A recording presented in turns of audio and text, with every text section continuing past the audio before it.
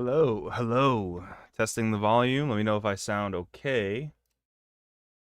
Still not a pro streamer yet, so still getting used to this kind of stuff.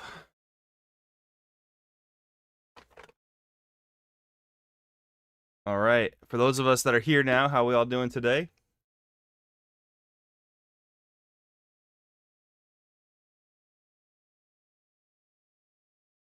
I wonder if this is pro. Nice. Okay. Might need a third monitor one of these days. I do this. Pop out the chat. I'm using my other monitor to like manage OBS um and YouTube, so hopefully, why is like top and bottom not an option? That's kind of weird.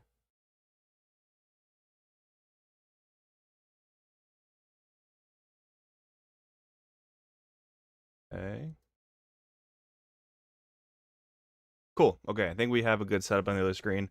How are we all doing today, guys? So today, as the thumbnail implies, I want to test some Fiora on TCG Arena for the upcoming RQ Atlanta. But also, before that, I saw some pretty interesting stuff here. It looks like we have a 10K going on in New Zealand with the post-ban list in effect. So this is kind of crazy. I do want to talk about this and kind of just pull some data out of it because I think there's some pretty unexpected stuff in here. Just waiting for a couple more people just to pop in just because we did just go live. But I also have a question for you guys that have been longtime viewers of the channel, either from the Dragon Ball days or just joining for Riftbound a few months ago, or even just new to the channel right now. What are your thoughts on the long form content lately? Just want to know, get some feedback from you guys since we're here live together. What are your thoughts on the long form content lately? Stay hydrated, guys. Dexter, what's up, dude? Good to see you in the chat. My streaming mentor, in many ways, gave me a lot of tips at PAX for stuff to do. No Ornn. Let's take a look. Not a single Ornn player, really? Oh, no, okay, there's 3 Ornns, but probably no Ornn in day 2. Yeah, that sounds about right, unfortunately. Sorry, pal.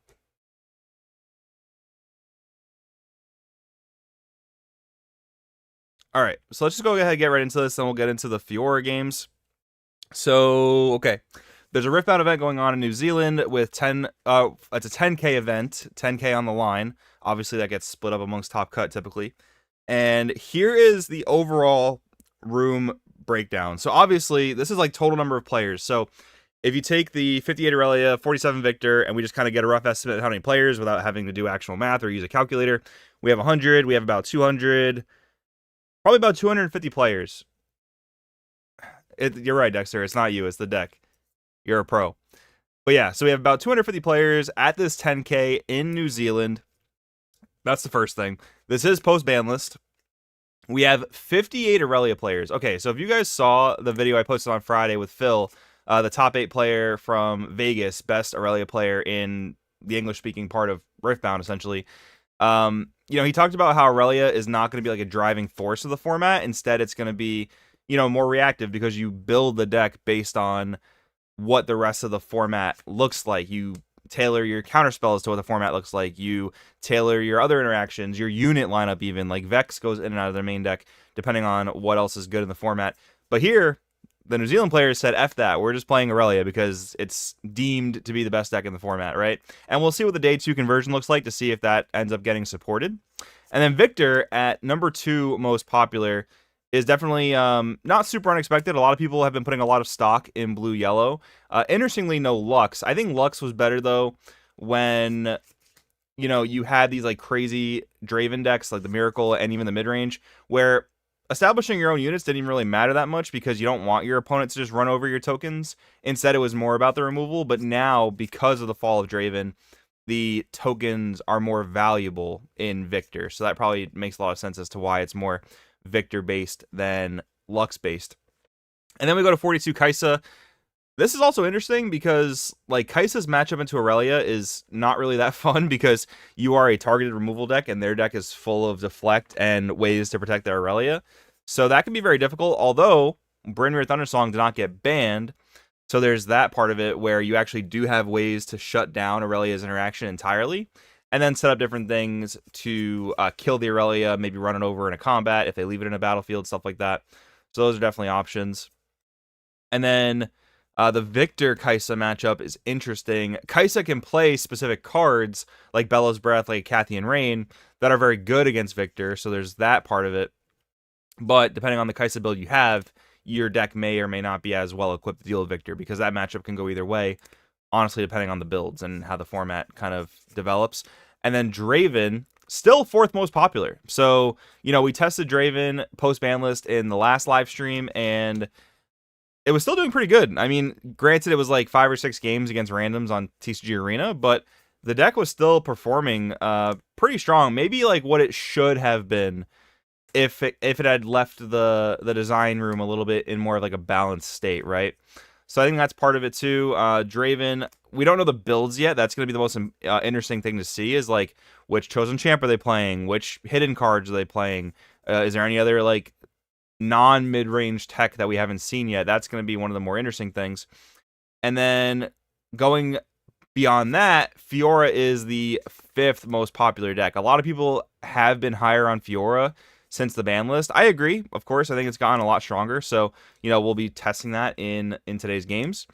And then 20 Master Yi. Now, the original tweet says that Master Yi didn't end up making it to top cut. I think there was like a correction with that. So those are the most popular legends. 16 Azir, 16 Rek'Sai, 10 Lucian. I don't know why this is out of order, but 14 Ezreal. So a lot of these legends you'd expect. Like, people were already kind of high on Lucian in Miracle format, and Rek'Sai was also like kind of like a dark horse, and now it's becoming more popular. So overall, things look pretty good in terms of like at least room representation balance. I guess we'll see when we go to day 2 what the conversions look like. So let's go ahead and take a look. I did see, I thought I saw like a, okay, here, this is the Excel sheet, but I think this had some misinformation just because there was actually some mastery that made top 2. So yeah, they posted a correction down here. That's a wrap on day 1. Congrats to our 2 undefeated players, Micah and Ezreal, an incredible performance going into day 2.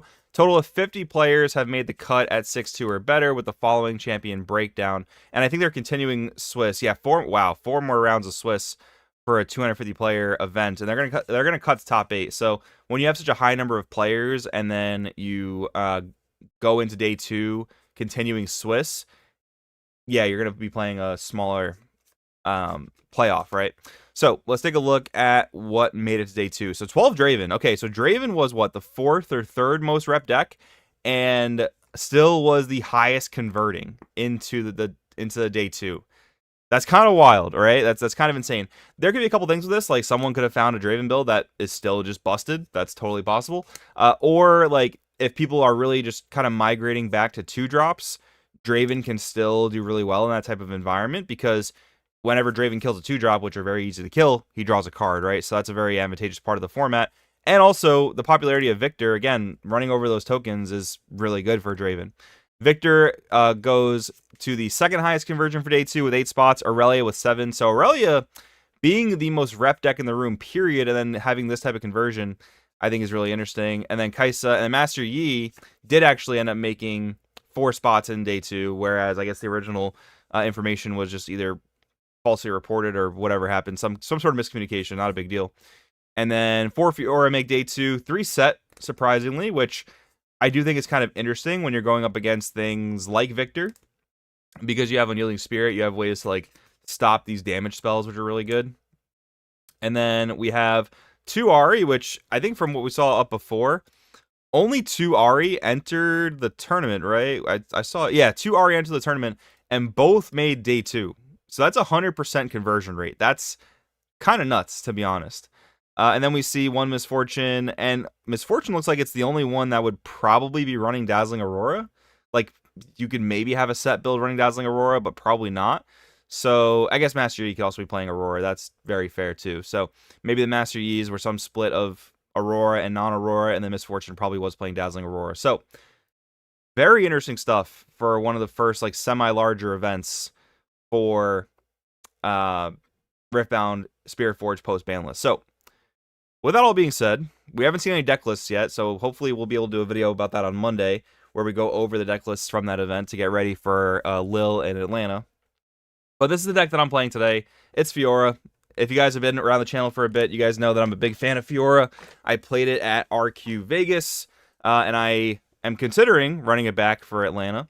And here's the build that we have. So if you guys have checked out the Metafy guide, this is pretty much the same build. Now, people who haven't seen that will see this for the first time. So Chosen Champion is going to be Fiora worthy. I still don't really end up swapping this between Fiora Victorious. I do play Fiora Victorious in the main deck, but this one usually ends up being my Chosen Champion, especially if I'm going second, because it is a 3-drop play you can play on turn 1, although you want to avoid doing that just because this card has insane late game value where you can accelerate multiple units and, you know, have this like sort of unfair rush strategy at the end when you need to either score the final 2 points or get your opponent off of a point. Those are really valuable effects of hers. But if I have to play her on turn 1 because I didn't draw a unit, I usually end up doing that. Battlefields, okay. Sunken Temple and Seat of Power, these were in my Vegas lists. These are both solid battlefields. Seat of Power is always a weird one because you don't want to let your opponent get value off of it. But I do feel like Fiora is kind of good at like holding one battlefield per turn. So that would theoretically prevent your opponent from taking control of one and then getting the draw from going here to Seat of Power, right? So if you can maintain control of the other battlefield, whatever it is, probably going to be your opponent's battlefield, and then you can move up to Seat of Power every turn with like a Lucian or something, that should secure you draws. We'll see how that goes. This would be the battlefield I would play if I was going first, though. So my blind first, or my blind game 1 battlefield, is probably going to be Ornn's Forge. Actually, I take that back. It depends on matchup. So if I'm going up against Azir, for example, I'm not going to put out Ornn's Forge going first because that's pretty good for them. I would probably put out like Sunken Temple. So you can swap between Ornn's Forge and Sunken Temple, depending on which battlefield you want to go for. And depending on which matchup you're up against and which one would be more advantageous or less advantageous for your opponent, right? That's the thing you need to keep in mind. For the Rune Split, we do play 7 orange and 5 yellow because we do just pay slightly more orange costs in the deck. And then for spells, I'm really happy the spell lineup as it is right now because going from the Vegas list, there were cards I just couldn't fit because you needed to play other certain cards to combat Miracle. Now that's not so much of a problem anymore. So I guess for the removal suite, we have 3 challenge and 1 strike down. For the post-Vegas list, before the ban list, I put in 2 strike down because base removal was just so important because you had to be able to kill the Ezreals in the base. You had to be able to kill the Draven Vanquishers in the base before they went to combat because, you know, Ezreal will just sit in base all game, and then Draven is really hard to fight in combat. So being able to kill those things outside of combat is really good. Now that's a little bit less important. I have cut down to 1 strike down, but I still like the 1 strike down because it gives you the flexibility of like being able to move equipment around, which sometimes you have to do. I was playing games yesterday where like I had to play my Fiora worthy on turn 1, and then the turn after that I equipped BF Sword to it, and I was like, you know, once I actually got the ball rolling and got the rest of my board established, I really wanted to draw that strike down. Didn't end up drawing it, but I wanted to draw that strike down so that I could move the BF Sword over to like my my Unsung Hero or my Fiora Victorious. So having that ability to move things around is nice. And that does lead me to go back to the battlefield lineup real quick. Fluffed Forge, or whichever battlefield that has the Poro Forge on it, is something I would like to play, but our legend taps itself to ramp energy. So not really going to work out most of the time, unfortunately. But anyways, back to the rest of the deck. So Hidden Blade is also part of the removal suite. Honestly, Hidden Blade is still more so your own draw engine rather than anything else. And now that we have 2 Death Grips in the deck, which is a card I really wanted to play in Vegas, but again, couldn't fit it because I needed to play like 2 Strike Downs and I played 2 Trinity Forces. So I couldn't really fit Death Grip. And I have been able to fit it in now, so it's another way to sort of like get your own Unsung Hero off the board with a BF Sword, which is very nice. So there are actually some games now where you can side out a copy of Hidden Blade and still have 4 proactive ways to get rid of your own Unsung Hero. And then the trickiest part, or like, I mean, 3 riposte is obvious, but the trickiest part is the 2 punch first. I still feel very strongly about playing 3 copies of this because it's just such a busted card, but you don't want to rip one too early because it does really hurt your rune development, and just leaving the 1 energy open always threatens the punch first, which is really good. But I do still feel like down in my soul that not playing 3 is incorrect. Also, I don't have Sabotage near right now just because of space. Like, I don't know where to fit it. So Yeah, that's the trickiest part right now. Definitely taking suggestions if you guys have them. For the gears, we're playing 7. I think most lists end up playing 7 and have played Warmogs in the past. I'm not playing Monastery of Hirana, especially with the changes from the rules that kind of nerf it a little bit. I think it's still not as good. But even with 1 Warmogs, I mean, I tested that build. I never drew the Warmogs, like, ever in, like, dozens of games of testing. So it's like, yeah, why am I playing this? I'll just try to draw other ways. But Trinity Force is nice because, again, you are even better at holding now because Miracle and Draven in general has been nerfed. So Trinity Force for that reason feels pretty good. And as like the 7th equipment, it gives you a little bit more consistency because the games that you don't draw equipment are the biggest problem. And then for units, 3 Unsung Hero is the one you always want to start with, but like, you know, you can't always control it. You do have 3 copies of Pit Rookie. You will play it on turn 1 if you have to, but really he just supports the rest of your deck. The 3 First Mate, 3 Lucian, 3 Fiora Victorious, I think are very, very standard and honestly just really good units. We are back on Sett Brawler, which is a really notable thing because I didn't play this in my Vegas build. The reasoning was like you had Fight or Flight, you had Rebuke, and then you had random decks playing Hidden Blade or other off-color things playing random mid-battle interaction. It was just everywhere at the time, but now that purple might be less popular, and now that we looked at that New Zealand results, that could even not be the case just because of how popular Draven and Aurelia were. But in theory, if purple is going to be a little less popular, maybe Sett is better. But even if Rebuke is still in the format, Hidden Blade's in the format, I still feel better about playing Sett Brawler because we're playing Death Grip. So if you invest all that energy into a Sett Brawler and then you move it in for a combat and they do have some sort of interaction, a well-timed Death Grip putting that might on another unit is really, really strong. So now that I can play Death Grip back in the deck, I feel much better about playing Sett Brawler. Overall, I think Death Grip is a really vital card for this deck just because you need to be able to take out your Unsung Hero on your own terms. You need to be able to play around those mid-combat removals with the Sett Brawler. So that feels really good. And then the sideboard, this is very similar to what I played in Vegas. The only thing is like Ruin Runner moved down to the sideboard because Sett Brawler went into the main deck. Ruin Runner, I don't know if it's still going to be very necessary. It was very awkward in Fiora, even in the Vegas format, just because it doesn't have synergy with the Legend because it's already mighty, and then it's a very expensive unit. 6 energy is the most expensive unit in the deck. I don't know if this will stay in the sideboard, but it's in there for now, and I'll kind of take a look at the matchups and see if it ends up being viable. Akshan is honestly something I would like to move to the main board, mainly because Aurelia is so popular and stealing GAs is broken. And then Vanguard Armory, also very popular. Stealing that is really good. So I would like to have this in the main deck, but I'm going to have to try to find room somewhere. Like maybe cutting a Sett Brawler and a Fiora Victorious, but then like you're kind of just cutting the consistency of your units, which is a little bit weird. And then we have 2 Salvage. Still just good gear removal in general. I still bring this in against Draven to kill the spinning axes. And now that it's mid-range Draven only probably, this is even better. And then Unyielding Spirit against those blue-yellow decks for the singularities and stuff like that. Maybe even the red decks like Kai'Sa. Obviously against Kai'Sa because it plays Singularity and Falling Star. But maybe against red-purple for Falling Star. Kind of depends on how the matchup goes. But that's the list I have for this particular moment. Let me just use the restroom real quick before we get into a conscious stream of games. And let me know in the comments, guys, what you're thinking. And I will be right back.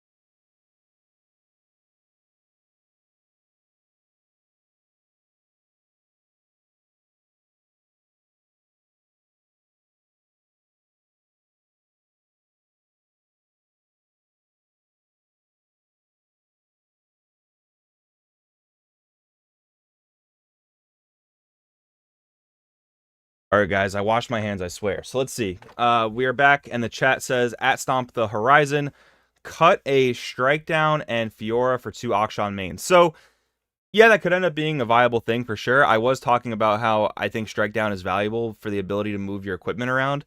It's the only card in the deck that currently allows us to do that, so I don't know how I feel about cutting strike down at this particular moment. I could see going to Fiora Victorious down to 2, though, because I have done that in the past and didn't really mind it. I played 3 Fiora Victorious in Vegas because I was leaning a little bit more heavily into Trinity Force, and this is our best holding unit. So that was kind of the thought process there, but maybe after the games today, maybe that does change up a little bit. So I guess let's go right to the ladder. I say the ladder, there's no actual ranked ladder here, but let's see what we can do. 5 Weapon Master units with Akshan. For sure, that was another really nice thing. Like, Akshan, even at his worst in this deck, is like a true ramp. Like, if you're not actually using the ability to steal an equipment, it's still good. It is still good. So I definitely agree with you there.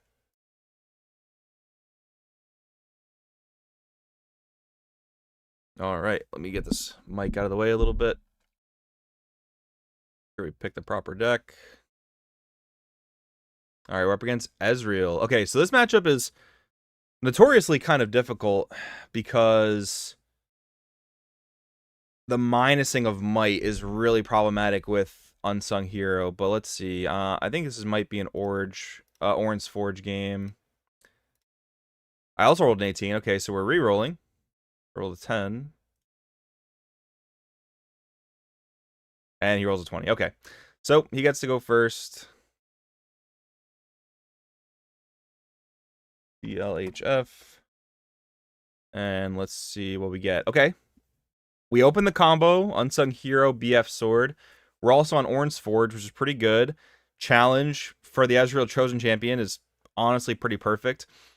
I also like having Fiora Victorious just because it's our follow-up unit. So this might be a keep, honestly. I think this is going to be a keep.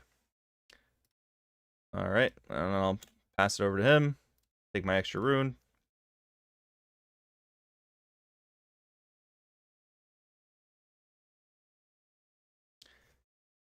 All right, 2 energy and pass. Okay, I was expecting a Ravenbloom student or maybe some sort of stack deck shenanigans. Let's see here. Yep, we're just going to go ahead and drop our Unsung Hero. And we'll pass her from there. So the really cool thing about the Ornn's Forge, I mean, this is like a almost perfectly tailored hand for this, but the cool thing is going to be we can move Hero to the Forge, assuming we're not worried about like Wages of Pain. If he passes before open, we probably can't do this.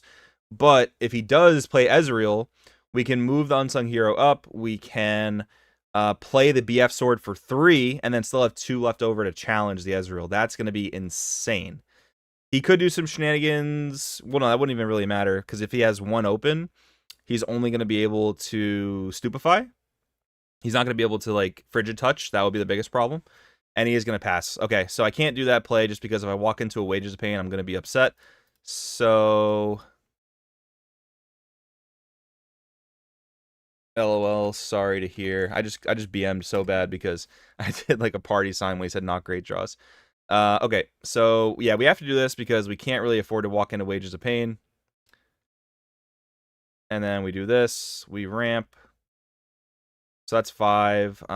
Do we walk into Void Gate? I mean, I'm still down to walk into Ornn's Forge because if we maintain control, our next BF Sword's cheaper. So that feels fine.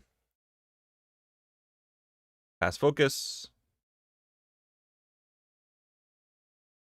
Thinking, okay. What could we be doing to this?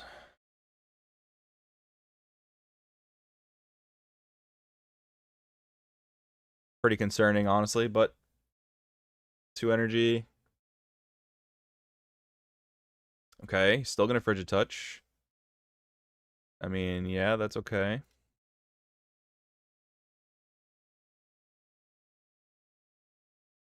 Ah, my God. Yep. Ezreal does things like that. Ezreal does things like that. Sure, that's fine. All right, here you go. Definitely not awesome, but I still feel okay because we have the challenge a character. Yep, go for it. Sneaky deckhand. Sure, that's good. Not going to be able to stop the points there, but that's okay. It's not going to be... Oh. Okay. We drew first mate, so maybe now we can stop the points. All right, so what do you have to worry about? We still have to worry about like Frigid Touch, but he can't repeat it, which is good. Wages of Pain would cause a trade. He would have to have like multiple Stupefies to really stop this. So let's see where this gets us. If I do commit 4, I can sort of give up on the Unsung Hero for now and just play Fiora Victorious. That, the deflect, I think, gives him a little bit more of a problem. So that's probably the play, honestly. Go 4 and then just tap out for the first mate. That's probably better. Yep. Okay. So we do this. We equip here. Hopefully I'm not overlooking something ridiculous. First mate, ready this. We move up. Pass focus.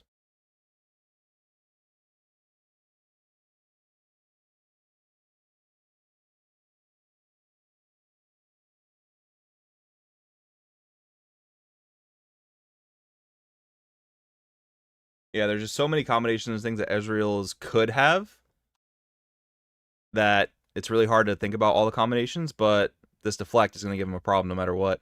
6 or 7, by the way. 6 or 7.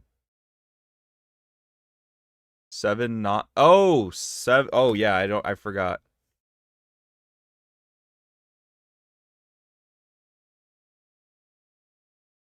I forgot that BF Sword is a 3, not a 2. That makes perfect sense. Even better.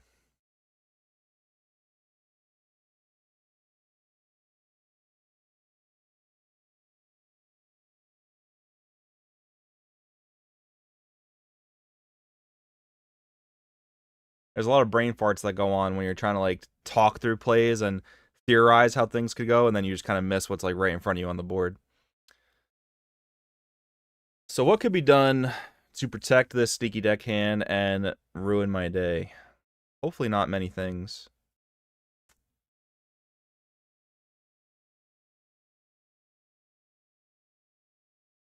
We're paying 3.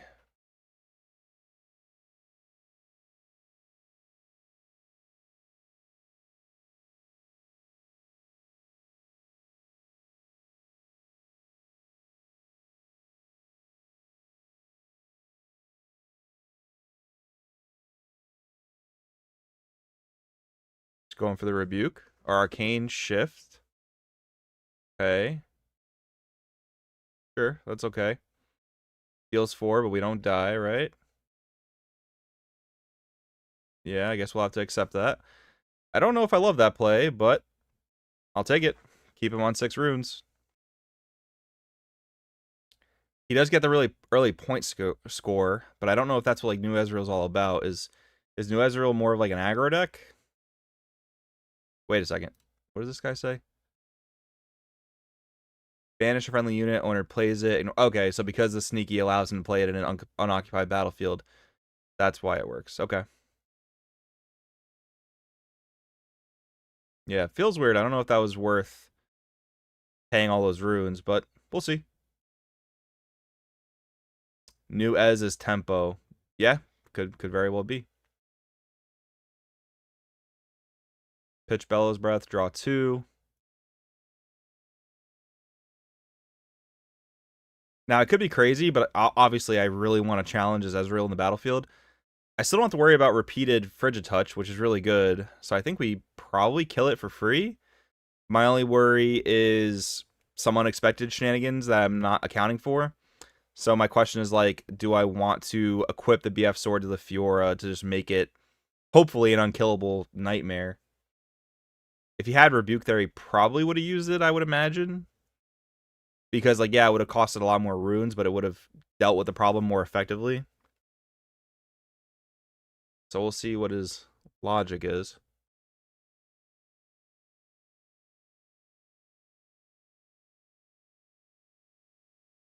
Got to be careful, too, about challenging on this battlefield, because I do take a bonus damage. So I probably want to gank over before I do that. We have all 7 of our orange runes, so that means we're guaranteed yellow. Yeah, gank then challenge is definitely what I'm thinking. My main wonder is just like, do I equip the BF sword just to be extra safe? Because I feel like if I get this Fiora big enough, it's almost like unkillable. That could be my like saving grace, but okay, we're backing up the sneaky, which means he probably doesn't really have anything to protect it. We hold, we have strike down. We don't really need it just because we have the second BF sword, but this would actually be an excellent situation for it. I might even just rip the strike down anyway, because I'm not taking damage back, and then there's less room for issues with like Frigid Touch, but I'm only taking 2 from Frigid Touch, so it doesn't really matter that much. We gank over. Pass focus. Cool. Alright, is there a reaction card I have to worry about? I really don't think so, because there's a 4 might difference between these two.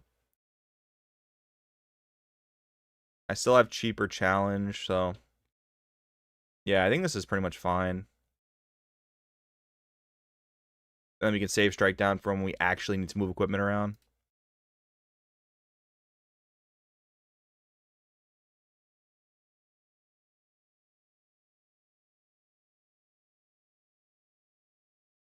He could retreat, but it is what it is if he does that. Okay, we're tapping 2. We're paying a rune. What is this? Smoke screen. Okay, we're still going to trade. That was not a card I was thinking about, even though I should have been. Yeah, that's fine. She got most of her value. I mean, she's nuking his runes. I think that's still fine. So 1, 2, 3, 4. And then, yeah, that's good. Trade. Still feel like a winner on that exchange, even though I could have played around it with strike down, but it's okay. Now, do I want to commit? I mean, I can commit to both, actually. 1, 2, 3, 4, 5. For the sets, recycle. It gets mighty because of the buff. And then we can just tap out for the hero.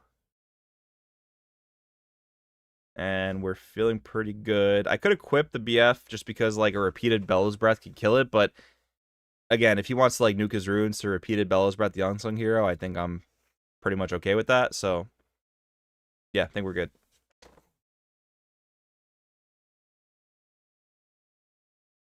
But maybe I'm missing something overall with the new Ezreal list. Yep, can't do anything about that. That's fine.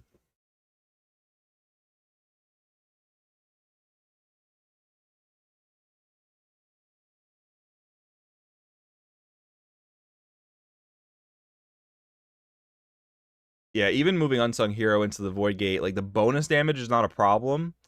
It's the minusing might, which is much more of a problem, so we'll see what he might have. Still got a healthy hand because he's Ezreal. But he's not really advancing his runes. Like a tap out Vex here would be interesting because I could just kill that pretty easily. Gotta remember this is an equipped friendly unit.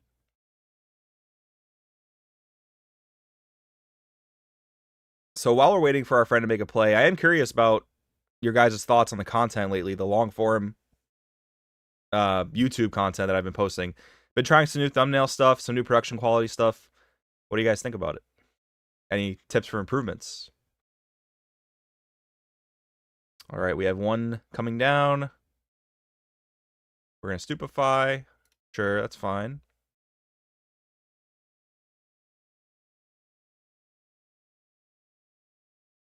Maybe we feel desperate for draws.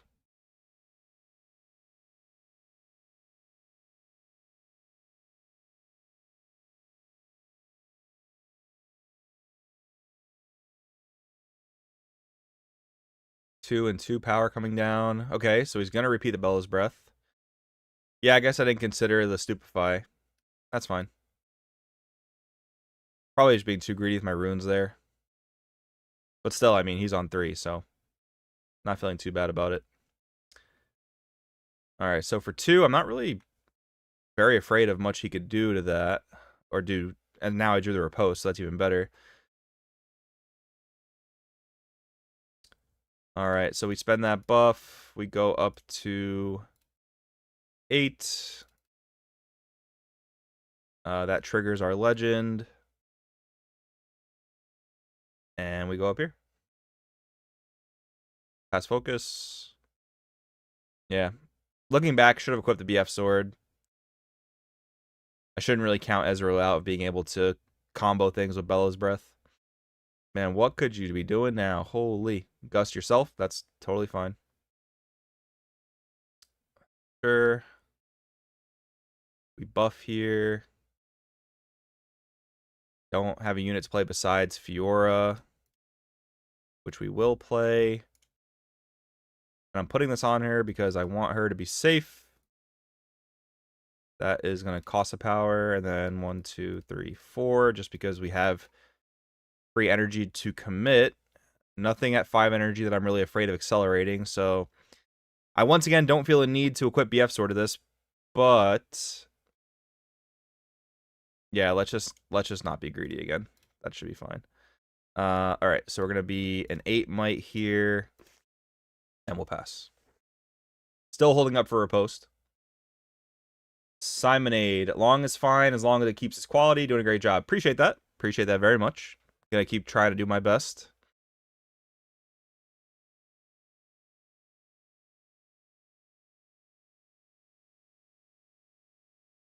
Don't forget to like the stream, guys. Share with friends. Friends who might be interested in Fiora gameplay specifically. There seems to be a big community out there of Fiora players just because the Metafy guide's doing quite well. A lot of people are interested in that. A lot of people picking it up.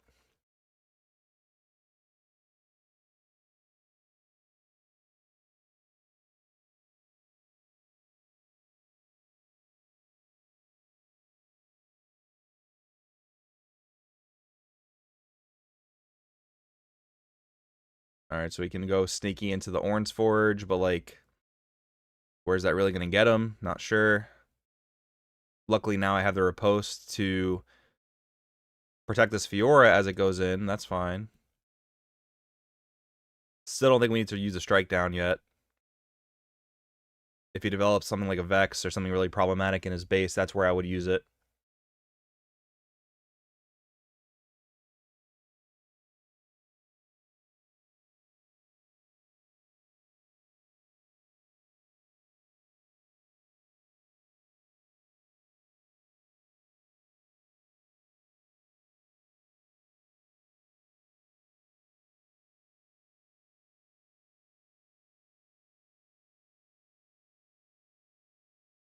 We are taking a little while here to determine what we want to do, Ezreal. What's going on?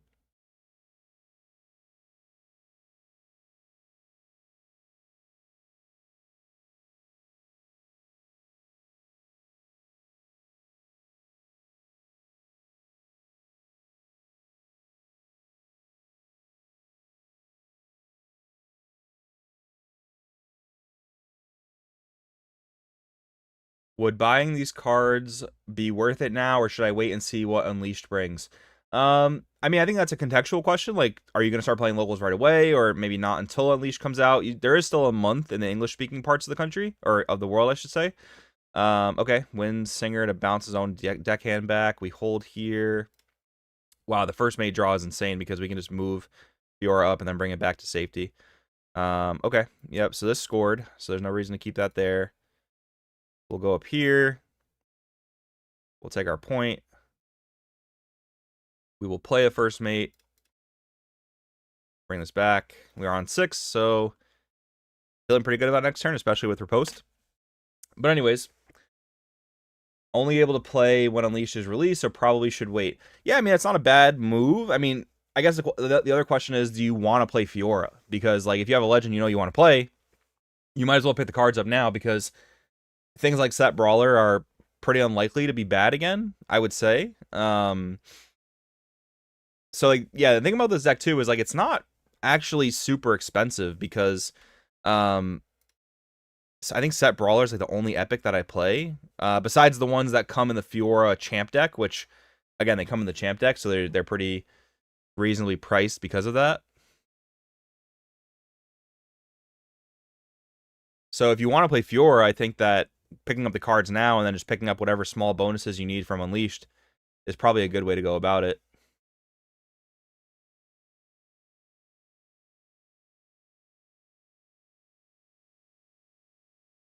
You know what I really wish on TCG Arena? Maybe this exists and you guys can let me know.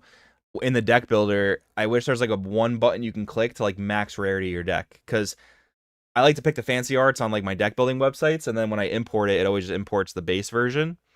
So it'd be cool if there was like a one click, like, yeah, max rarity my deck. That'd be pretty cool. Because I know you can do it manually, but that's tedious and, you know, we don't got time for that.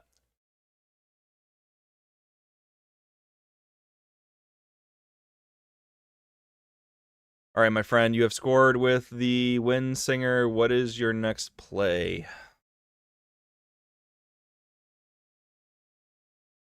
We're tapping 4, 5, 6. That's scary. We have a Singularity coming down. We are going to meet that with a Riposte.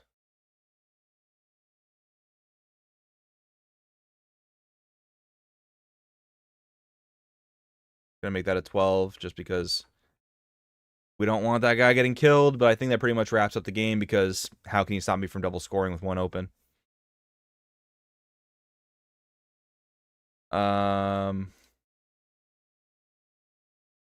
Do we want to run game 2 or do we want to just go... Because sideboard games are valuable, but a variety of matchups I think it might be a little bit more interesting for stream. Yeah, he left anyway, so that's okay.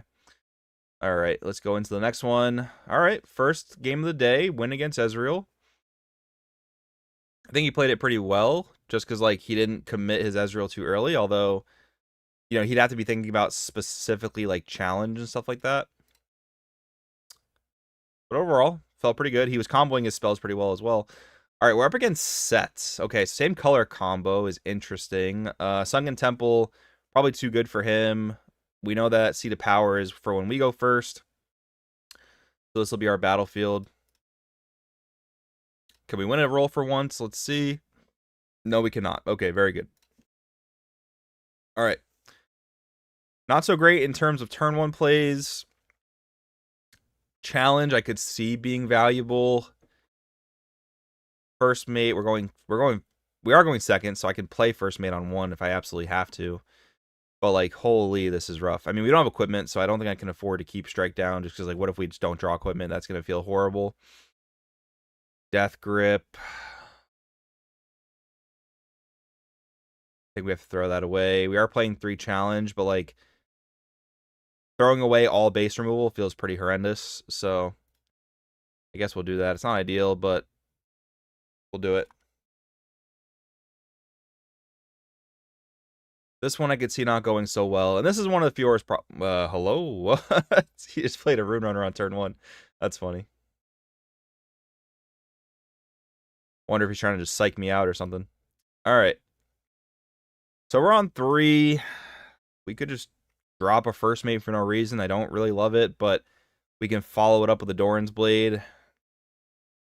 Man, that's such a yikes. I mean, Pit Rookie is just also not great. I could drop Fiora because like then she can benefit from the first mate and the Pit Rookie. But like I said, I always want to avoid playing her out early if I can.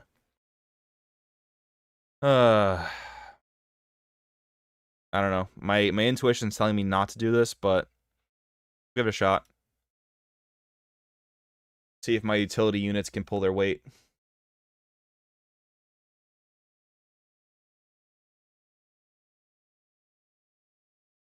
I can get somewhat punished by a challenge here.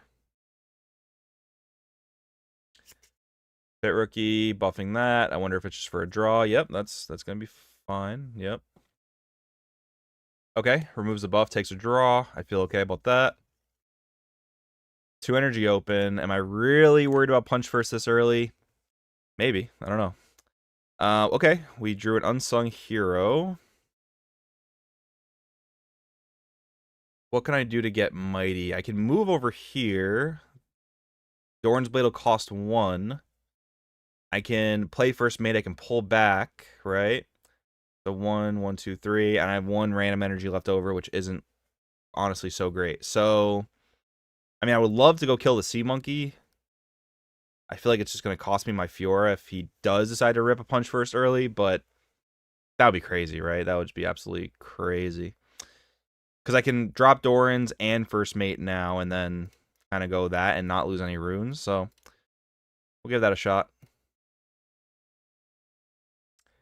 Gonna proc Legend. And we'll go in for 5. Pass focus. What about Spectral Matrons instead of First Mate would allow you to play more aggressively if you are worthy? I really like Spectral Matron, and it could be very good in this deck. I totally could see it. I have played it before, too. I've tested variants with it without even playing Baited Hook. I mean, the 2 power cost is always a little bit rough, but, like, if you revive a Pit Rookie or equip to it, I mean, then it's getting your power back. So it's something I would think about for sure. I think the hardest thing with this deck is because it's so reliant on playing equipments, playing gears, stuff like that. It's really, really hard to fit those, like, cool tech cards in. It's really difficult. Okay. Let's drop the First Mate. Bring Fiora back. Pass it over.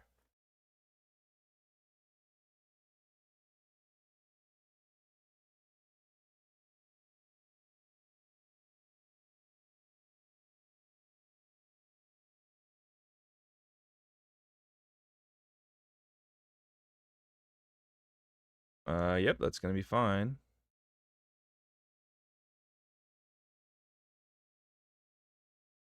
Adorns of his own. Okay.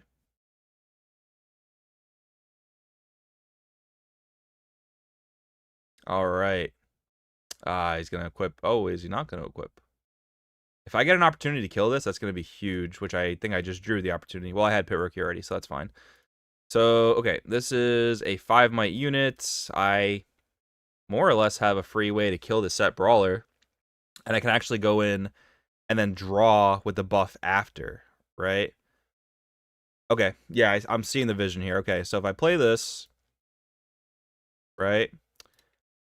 We buff Fiora. So now she's a 6. This is a 5, right? Call to Glory. Call to Glory. Oh, that could just be horrible, right? I don't have Riposte to back it up. Man. If I kept Strike down, this would just be even better. That's such a problem, because, like, I could just play into Call to Glory and get absolutely blown out, right? Like, I could preemptively punch first. So if he calls to Glory, that's going to be losing the buff and going up to 7. I could punch first the Pit Rookie. I mean, I clear his whole board, so I'm not too concerned about using the Pit Rookie. He's going to revive Sett anyways. That's true, but Sett loses the buff, which is a big deal. I'm more worried about, like, getting blown up by Call to Glory. Not worth, he'll save it with Legend. Yeah, but, like, having Sett with no buff is a big deal if he doesn't have, like, another Pit Rookie. I don't know, this is a little scary. I think I'm just gonna run in here. I'm going to spend the buff to draw a card. Another challenge. Interesting. So this goes down to 5. I mean, this kills Pit Rookie for free. And I do have Punch first to try and stop whatever he does. So double challenge is an interesting draw.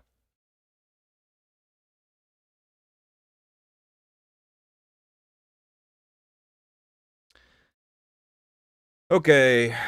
I mean, we're definitely just playing this. That's definitely happening.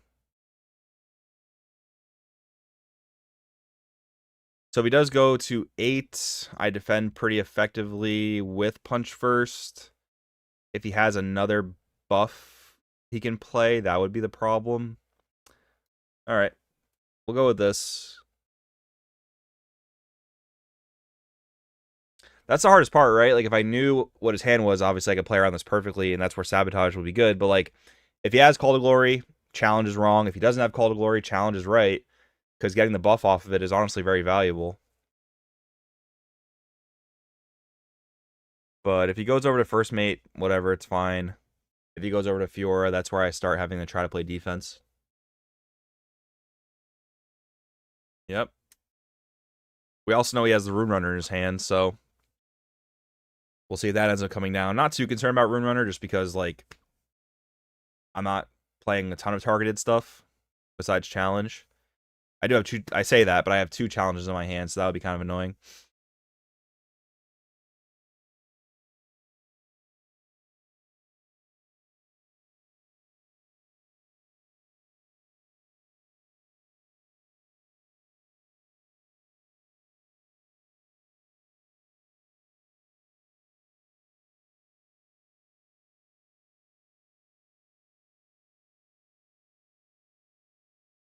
All right, so Doran's goes on to Sett. Gonna use the buff, go down to 6, go up to 10.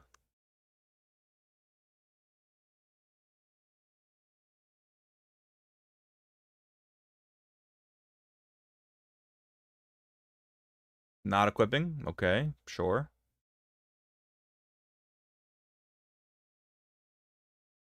Okay, so before anything, he just wants to use salvage. Yeah, that's fine.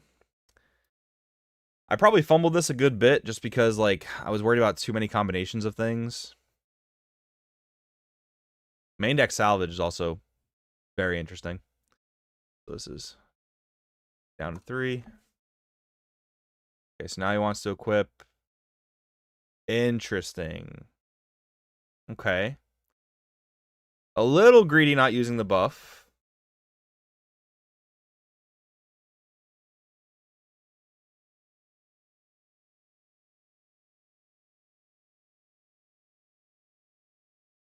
Wait, okay, I'm waiting. I don't want to... Okay, sure, dude.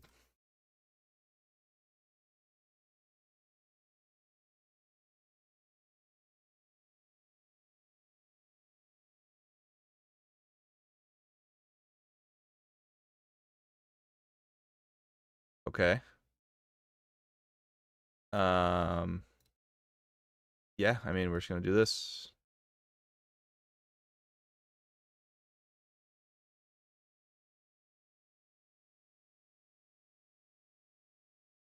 What you got for us?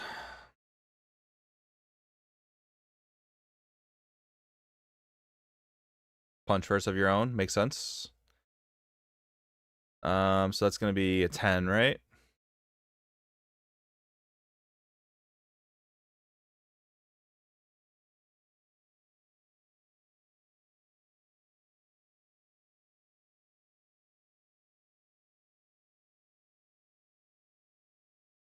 Alright, so I could challenge my pit rookie to the Sett, which would force a trade, but he does just save it.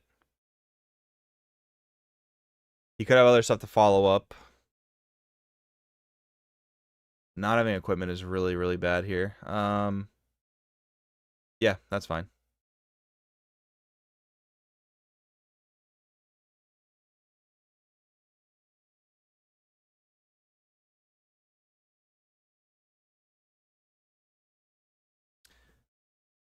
Tapping 3, arena bar, okay. Did not draw an equipment. Alright, so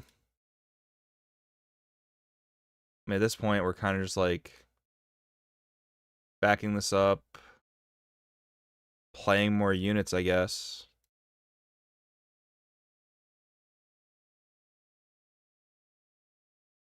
Yeah, it's a big problem that we didn't hit.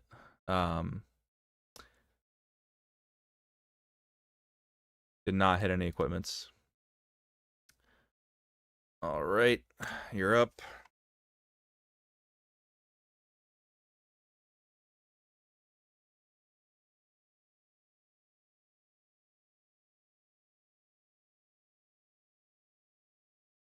And this is one of the things I'm thinking about when I'm thinking about playing this in tournament is like, man, do I really want to deal with the games where I just don't draw equipment? And the answer is not really. All right, Rune Runner's buffed, which means it has a GA, essentially. We do draw a Doran's Blade, which means if I jam this Unsung Hero into a battlefield, I'm probably getting draws off of it, which feels pretty good. We go Unsung. We score that. Cost 1. equip Legend procs because now it's mighty. Throw away a unit here because that puts us on 6. And then, depending on how things go, we could win next turn, hopefully. Unsung draws are going to be really important. All right.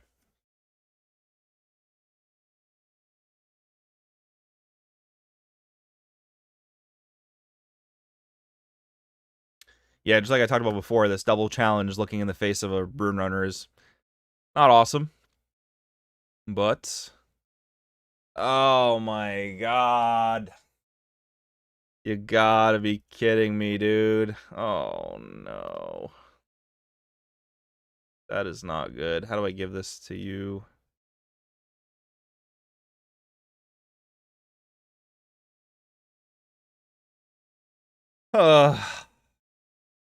That's demoralizing.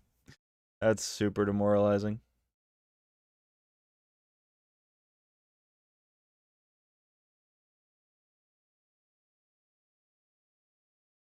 You have like a first mate to ready this or something?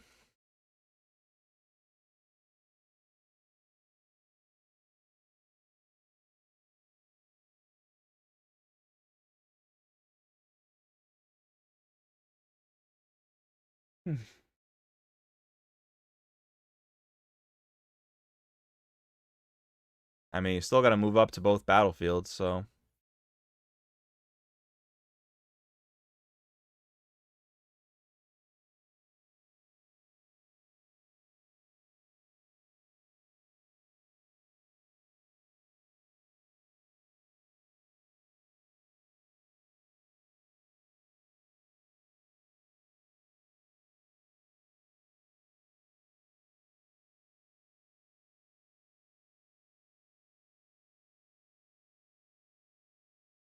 Sett moves there.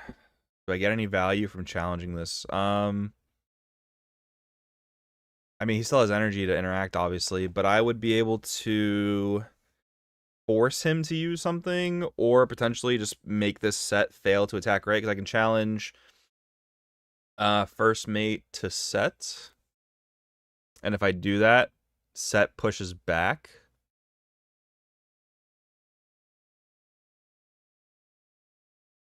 I don't know. Doesn't seem fantastic. I mean, otherwise I force him to use whatever he has now, and then try my best to run it over. I don't even know anymore. Okay. Let's just try it. I don't know. This feels like a losing game anyway.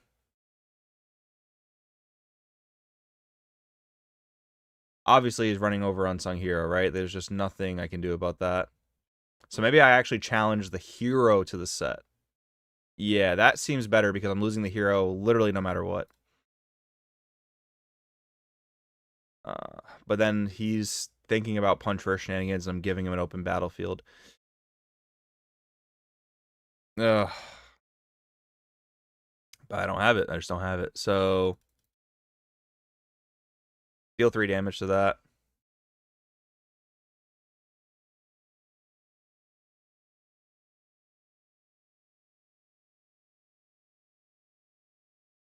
Thinking.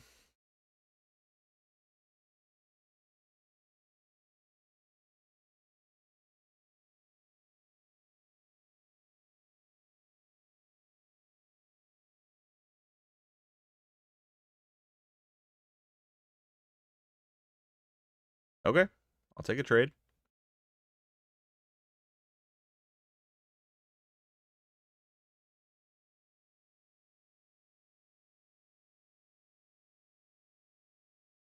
I mean, you still have to move this up because I just double score for free and win, so.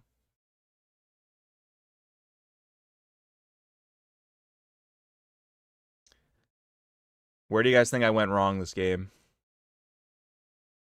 I mean, I think I went wrong somewhere, but also like extremely unfortunate series of events with Akshan. Yep, that's gonna be fine.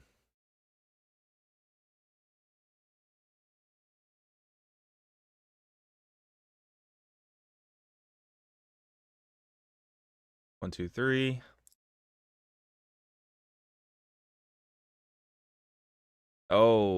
Okay. Yep, that probably just seals the deal.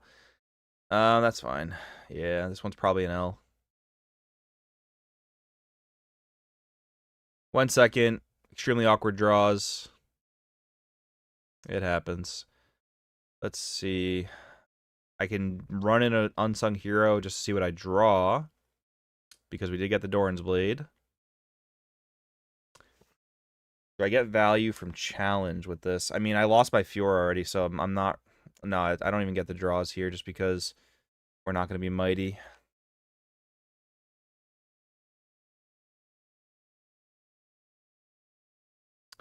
Can I take this battlefield and just go for Omega Hold? I mean, punch first is almost guaranteed, right? Yeah, Doran's Blade doesn't get me draw. So this is going to be... This is a 6, actually. This is a 6, 8. I have 3, 5, 7, 9.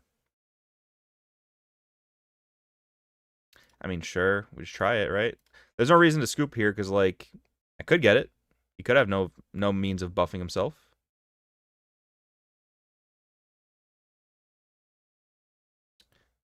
All right, so let's try this. Right. Whoops, not on tap. Okay, so this is 5, 7, 9. Yeah, I mean, sure.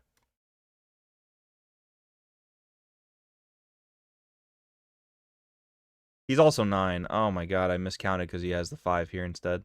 Yeah, it's game. This is game.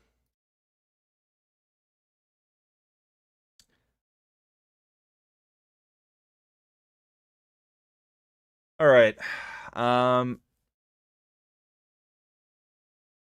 Yeah, let's just get ready. Let's just get into the next one. Need to shake off the cobwebs on that one. I haven't played against Sett in quite a long time. So it threw me for some loops there. Only Sett to Kuba. Not getting the reference there, but that's okay. All right, playing Fiora.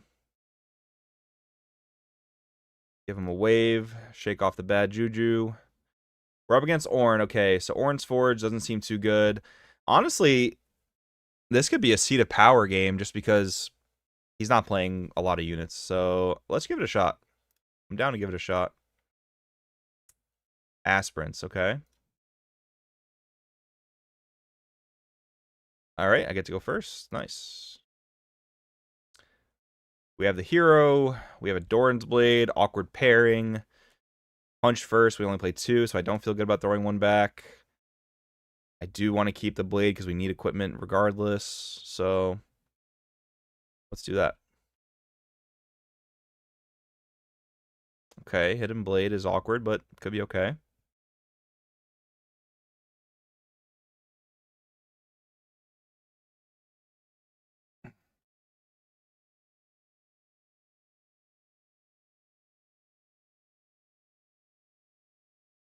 All right, my friend, are you in the mulligan phase? Cool.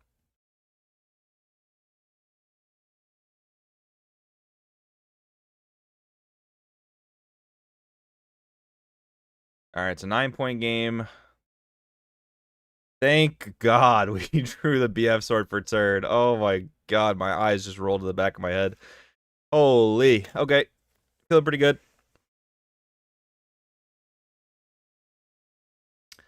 Lonely Poro. Okay, so we're actually playing units, of course. Got some sort of new Ornn build on the horizon.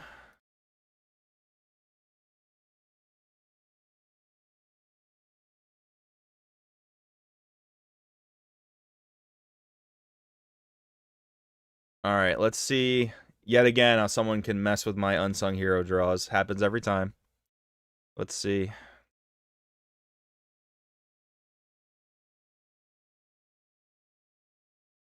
Yep, that's cool. Seal to hide a card. So what are we looking at? Wages of Pain. Stellacorn Herder with no challenge. Okay. So that holds there. He is playing blue. He could be playing something like Frigid Touch, although it's not very common in Ornn decks. We still have Death Grip. We have things to mess around with that. Okay, so I have 6 energy. That would be 3 for Fiora. Not enough to ready Pit Rookie to move over here. Don't really want to put the Fiora herself in danger. Could play the Pit Rookie to buff the hero and just have it sit in the battlefield.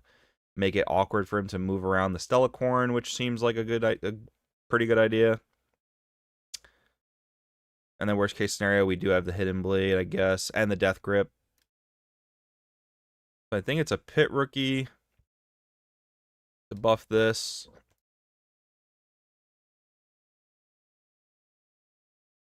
Is it worth establishing Doran's in case I need to do shenanigans? Yeah, I probably play Doran's and then just hide the Hidden Blade. I think that's the move. The problem is, am I going to need this Hidden Blade for Ornn? That's more of the problem. But I need cards, so. Okay, I forgot to hit hide on that. That's good. That's fantastic. All right. Go ahead.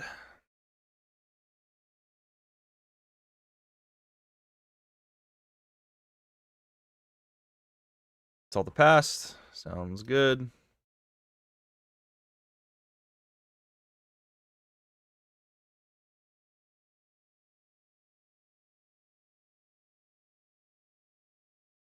Hiding another card. Okay. Whatever could that be? Another Poro. Move Stellacorn up. All right. Move Poro back. Drop 3 for a Spellsonger. Yep. Okay. Drawing BF Sword here is pretty good. Hold.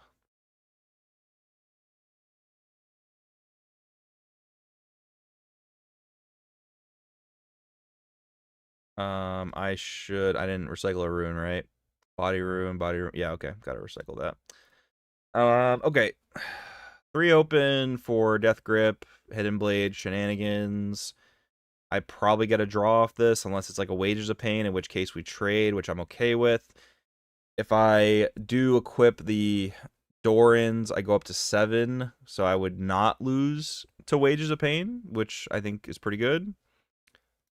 Let's just not be greedy with the equipment. We've already seen the downfalls of that.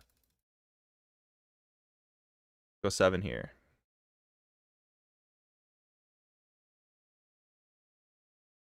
Yep, that is going to be fine.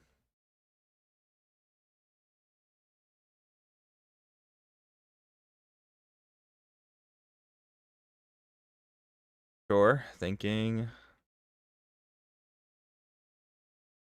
All right, we'll take a point. We'll take a draw. Challenge. Okay, this could be what we needed to deal with Ornn, although Spellsonger is going to make that quite difficult, right? I would also need a riposte to be able to deal with the Defy. So this Ornn is going to be quite large. I mean, not too big yet, actually, if I'm being perfectly honest. And Death Grip could get me there. Death Grip could get me there in a combat. So we just got to look out for those types of scenarios. Yes. Not really looking like he can move up Lonely Poro, which is good. It is awkward that I have the Hidden Blade with the Unsung now in case I do need to do Death Grip stuff. All right, Weapon Master there. That's going to be 1, 2, 3, 4. So that's an 8. 8 might. Another BF.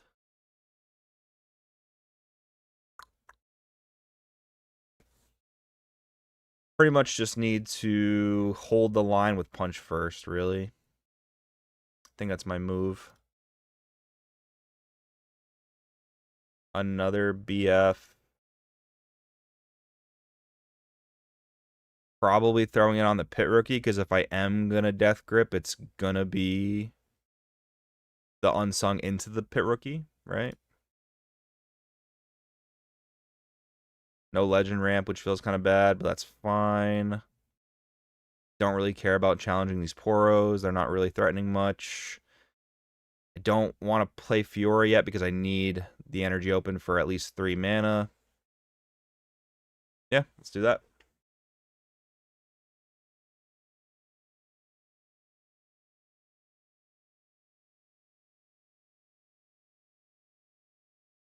How are you guys enjoying the commentary? Is my just stream of thought making sense?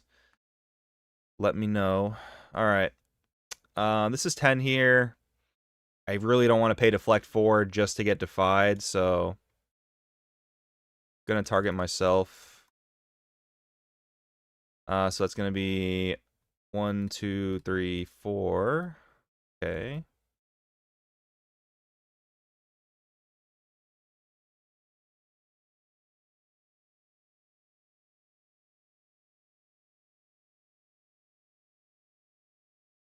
Doing a power, drawing a card off Clockwork, sure.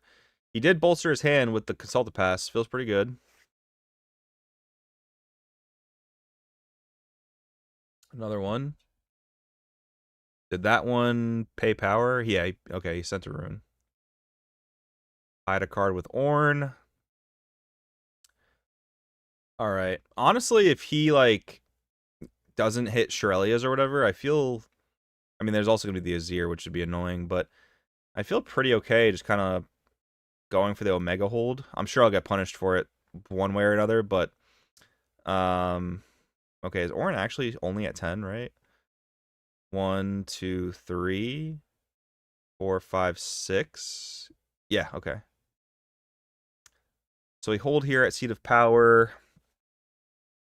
What are our main options? Do I pull back and try to go for a double conquer next turn?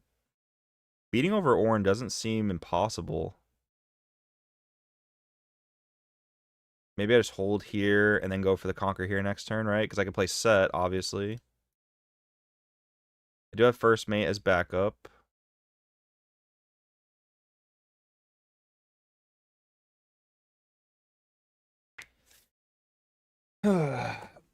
My biggest worry is going to be if he has Azir or Shurelya's. He does have like a bunch of little weenies to also go in with, but I am backed up by Punch First plus some other stuff.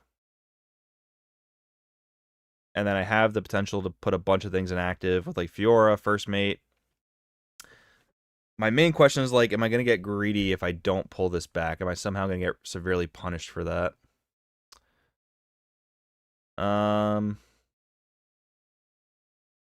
Yeah, I don't know. I guess let's find out. Maybe I do equip because then I can still first mate if it survives. I can run it in, get all the equipment off. And if I can't get the equipment off, I can still move it back, first mate, run it in. That's interesting. That is interesting. I'll be going to 11 next turn if I do this, which I think is perfectly fine, hopefully. Give it a shot.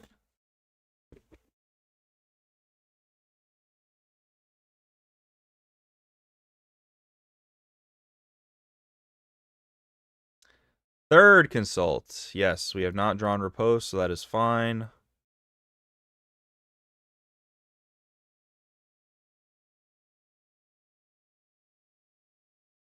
Poro snacks to draw. Maybe he's digging for Shurelya's.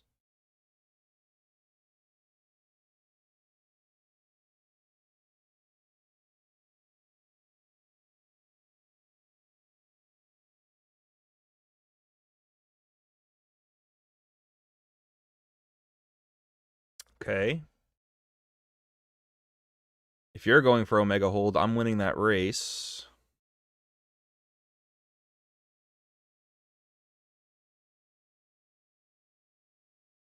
I had another card.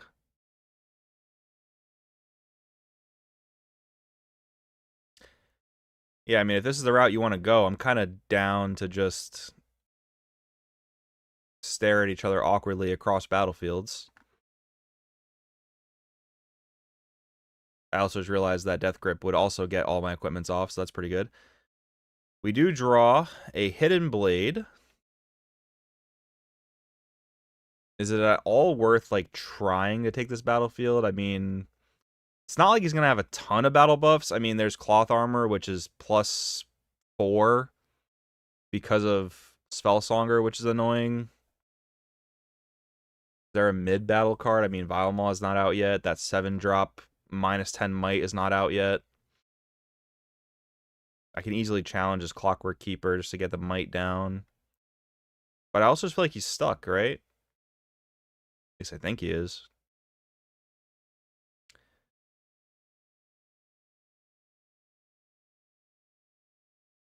The awkward thing is I don't have a lot of units in hand. But I can Death Grip if things go absolutely horribly. So I guess that's going to probably be my play, right? So I think we go Doran's. This just needs to be bigger.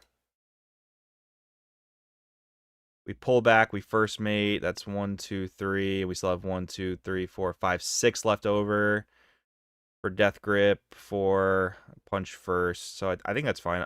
Honestly, I'm just limit testing at this point. Just completely limit testing. 1, 2, 3. What are you doing, buddy? All right. First mate. Ready. Still not even big enough, actually, which is super awkward. I think I spend the buff. Send in both Death Grip one over to the other if I absolutely have to. Just the main awkward thing is that I'm losing all that potential might on the BF swords. But I can play Fiora if I needed to, right? So maybe I just move this in. But that's so bad, because then if he does... Okay, let's just try this. Let's just try this. 21, right? 2, 5, 7, 10. Oh no, I think I missed 2 might. Yeah, I missed 2 might.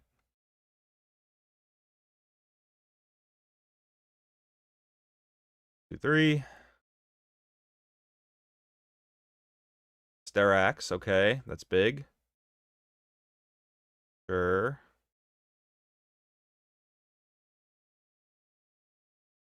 Cloth armor, yeah, we thought that was coming.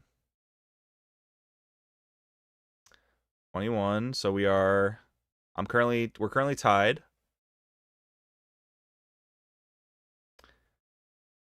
Okay, right? So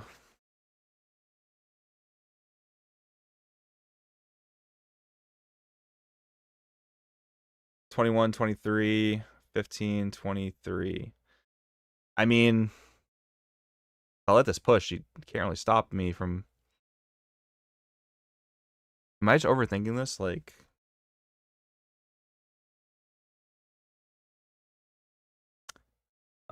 1, 2, 3, 4, 5.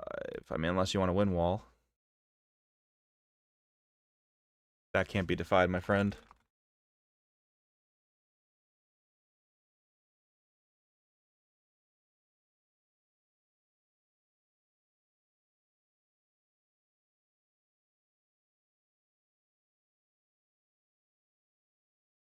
GG. Okay, yeah, probably just a lot of overthinking, honestly. I don't know.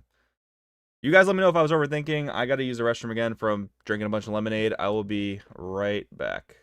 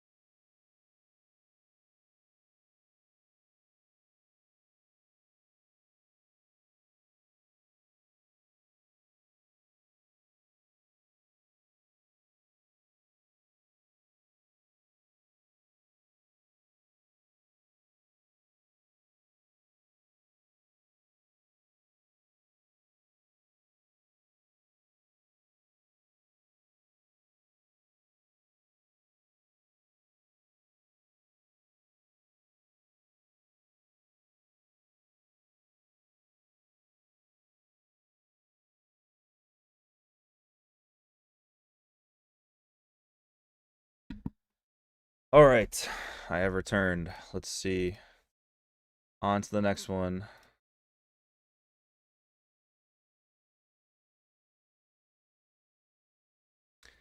Up against player 4108. Give him a wave. Oh, shoot, that's the wrong deck. That's the wrong deck again. Mirror match. Very cool.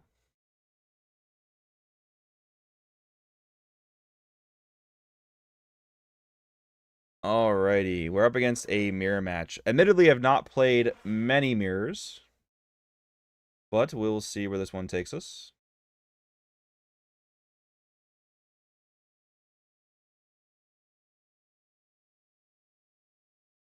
Alright, so Sunken Temple is good for him, obviously. Ornn's Forge is good for him, obviously. And we don't know if we get to go first or second, so we don't know if Seat of Power is good. So probably want to go Ornn's Forge just to deny any potential draws. He's going War Camp, okay. Let's see. Can we win another one? 18. Nice. All right. I'll go first. BF and Pit Rookie, not the most ideal. Strike down, I mean, hitting an Unsung Hero in base before it gets equipped is always nice. And we do have an equipment. But you can't really afford to throw back Punch first. Can I even afford to throw back Pit Rookie? Like, this has to go, I think. I think we have to keep Punch first. Yeah, we gotta just rock with this. Alright, GLHF. This is where, like, Dreaming Tree used to be so good, because even if I have to throw a Pit Rookie up there, I could Hidden Blade it to get at least 3 draws, but it is what it is. Okay, I mean, at least we got the challenge after throwing back the strike down. Pit Rookie. And we pass.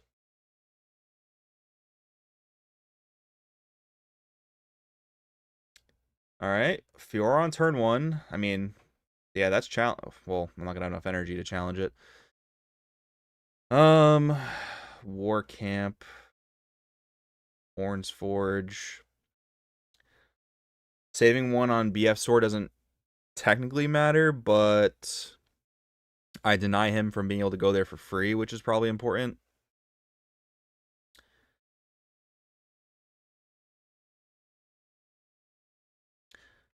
War Camp will make him 1 might bigger.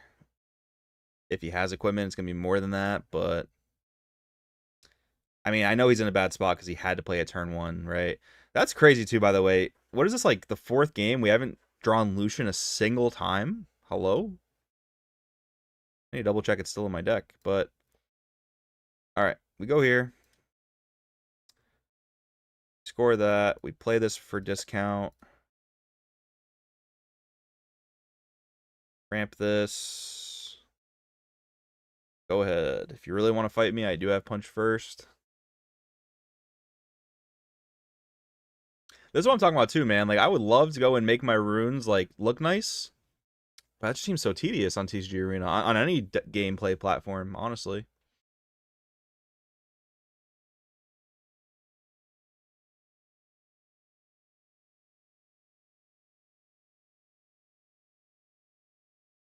Dropping 3. You know what's one card I've really wanted to try in Fiora, which, like, I don't think it makes sense, but is Blade of the Rune King, because, like, it's cheap enough and gives enough of a buff that should be relevant. Okay, there you go. You got the Lucian. But yeah, we just...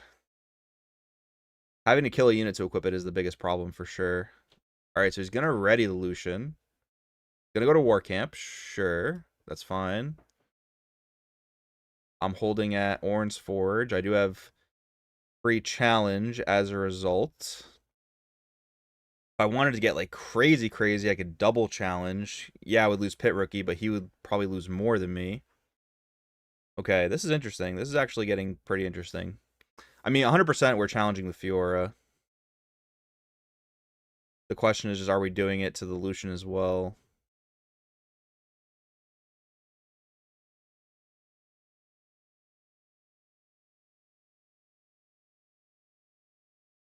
This Lucian, I'm never gonna be able to fight it in combat. So I mean, as crazy as it sounds, it feels like it would be kind of good to kill it now.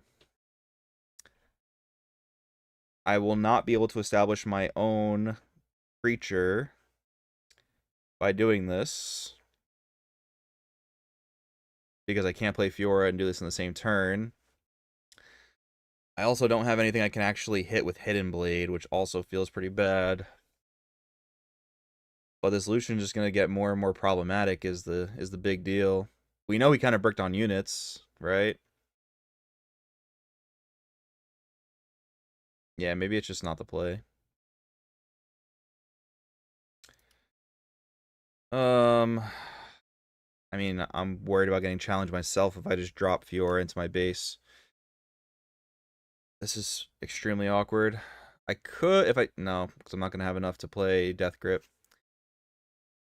Do we hide this? We honestly are a little bit desperate for draws. I can always challenge the next turn if absolutely needed.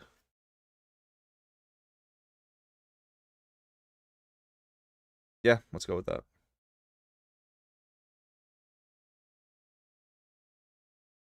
It's like, because I can do that, I can challenge him and like we both clear board, but then I can't play a unit and he can develop a unit. So that feels like it would put me behind a little bit. Yeah, that's fine.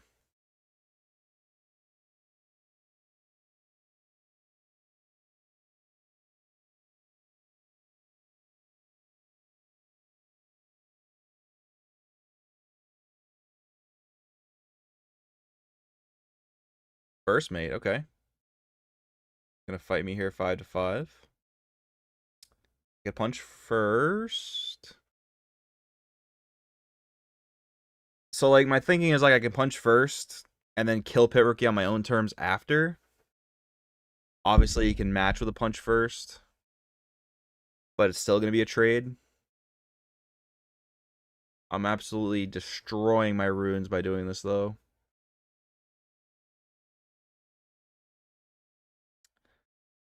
But I feel like I'm losing the tempo game now, so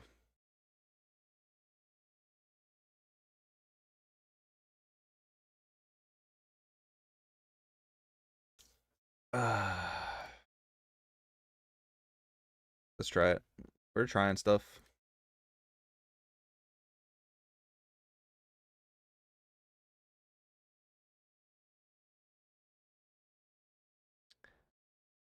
What am I? I was at 10, right?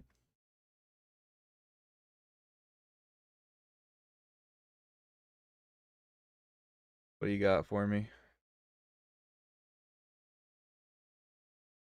Hidden Blade me. Okay. Doesn't matter if I also just... Well, I mean, I could just also do this, right? And then hit him back.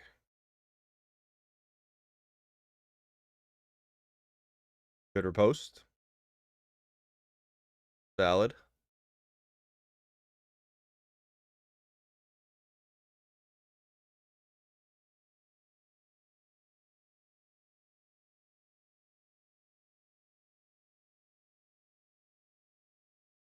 Makes sense.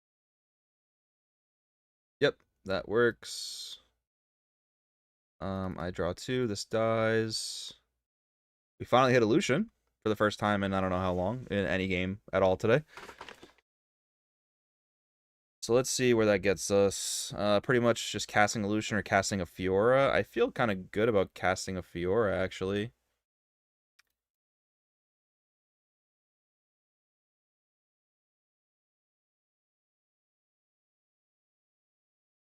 So I'll put her up to 7.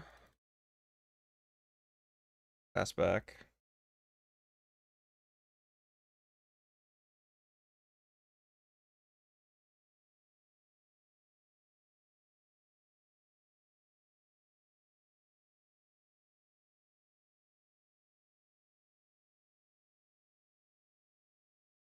Doran's.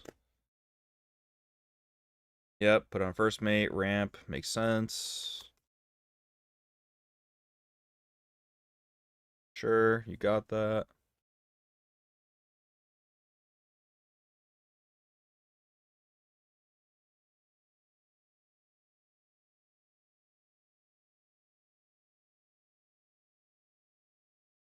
Backup Lucian makes sense.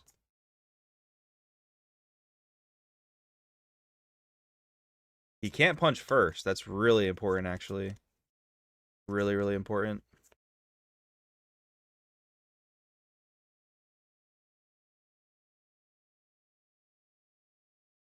His hand would have to be crazy to be able to deal with this Fiora, honestly.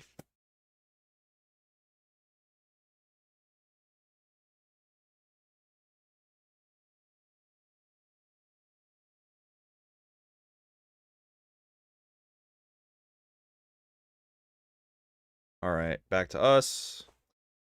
All right, we can do a couple different things. We could put the BF sword on this to make it a 10, in which case he can't punch first, so that's fine. This is actually, what, a 3-6? This is a 6 because of War Camp. 1, 2, 3, 4. I still want to be able to challenge the Lucian. And I'm also kind of thinking if I play Fiora, because like Hidden Blade's another thing, right? And I don't have Repose to stop that. So if I do get Hidden Blade, I can play Fiora into my base, and then I can Death Grip the Might onto the Fiora, rush in, kill this. But maybe that's a little bit too much, honestly. 1, 2, 3, 4, and then just go for the... I think I just run this in as an 8.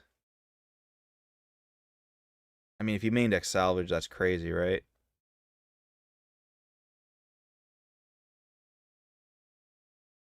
Kind of down to go for the buff here. Also just gets me a unit established. And then go for 9. Alright, cool. That gets the job done. Right, so 4, 5, 6, 7, 8, 9. Sweet. And we'll try. Excellent. Very good. 2 open. Yeah, that went about as well as we could have hoped.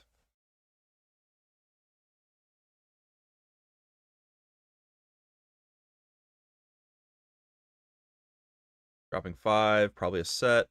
Makes sense. A little scary, not gonna lie.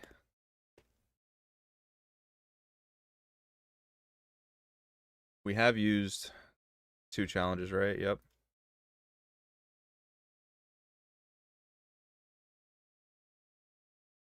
Okay, we're just going all the way in with this.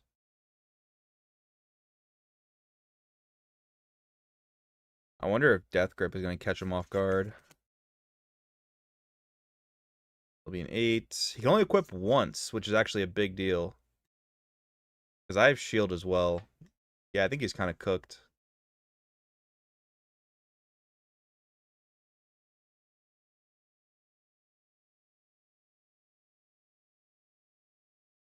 So 11 total. I'm 10 with shield.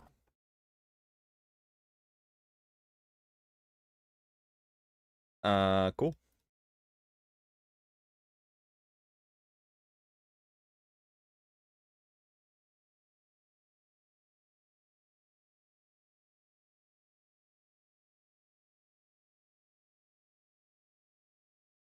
Alright, so this is back down to 9. We hold. We gank across. Go to 5. This is back down to 8. 1, 2, 3, 4. And 3 for Lucian is perfect curve.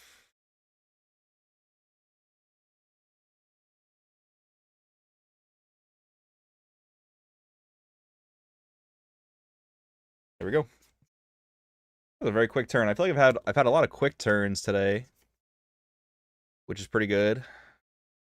I mean, when you only have 2 to 3 cards in hand, it's not that hard to really make a lot of these decisions.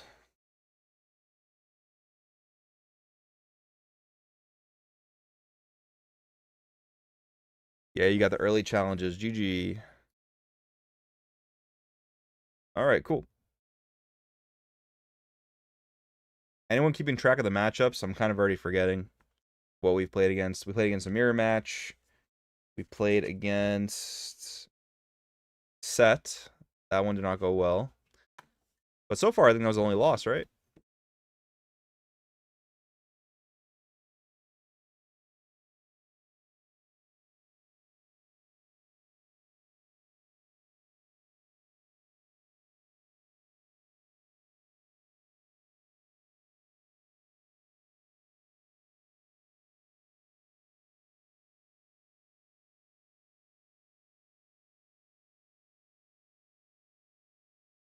All right, up against Viktor. Riposte is going to be very important here. Seat of Power, no. Ornn's Forge, no. Tongue and Temple is very hard for them to take advantage of, so we go with that. Ivern on next stream. I might keep it a set 2 deck just because I'm getting ready for Atlanta. But maybe. Alright, our friend rolled a 17. I have not rolled yet. 18, let's go. Okay. Like blackjack when you have like a really great hand and then they beat you by 1 or they hit blackjack or something. It's super annoying. Okay. Mulligan, Lucian, Hidden Blade. I mean, I do value the deflect. We don't have great death grip options right now. We don't have a 2-drop play in general, right? But Lucian's really good, so keeping 2 units does not feel right. But neither of these are hidden bladeable or death grippable, so yeah, I think that's the keep.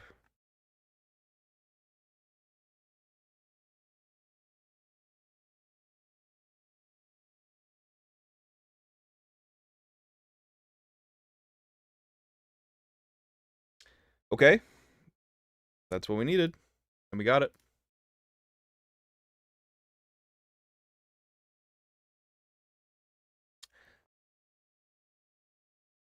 Viktor doesn't really even mind going first or going second just because, oh, no 2-drop. Because you can play a 2-drop and you can play a token, but luckily he did not get there.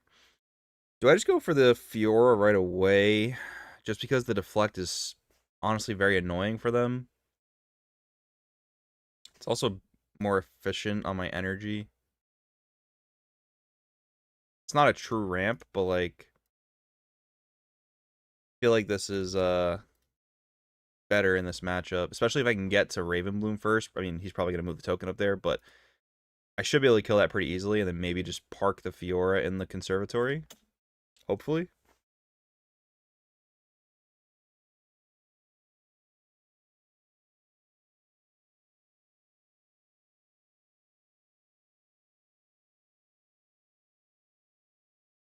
Call. Okay. Forgot about that.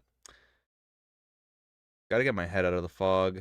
I mean, Lucian would have died anyway, but Fiora could have been more impactful later. I mean, I'm on 6, so I can drop double Lucian next turn, so maybe this was still correct.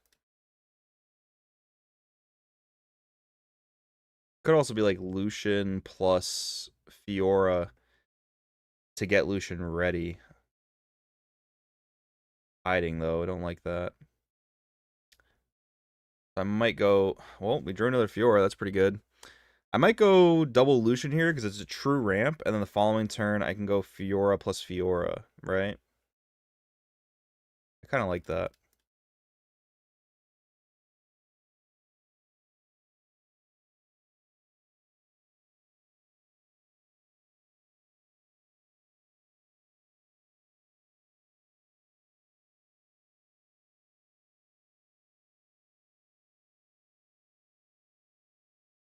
GG.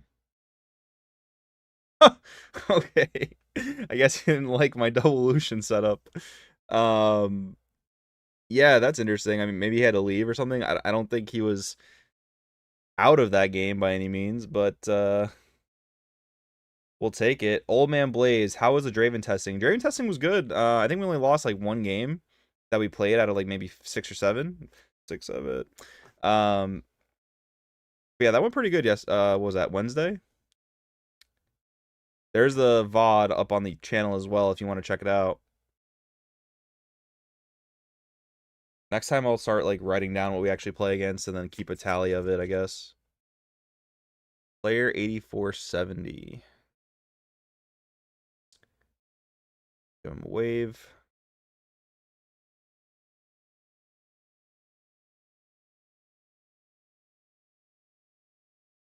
All right, we're up against Master Yi. So this could be Aurora or mid-range. Doesn't matter which one for our battlefields. I mean, if I knew it was Aurora, I would probably go Seat of Power, but I don't know it's Aurora. The least beneficial to him is probably Ornn's Forge. I mean, he could set up early GAs. Yeah, he's got equipment, so actually this is good for him, but that's okay. We had a 12. He rolled a 2. All right, our luck is turning around with dice rolls. Throw this, throw this.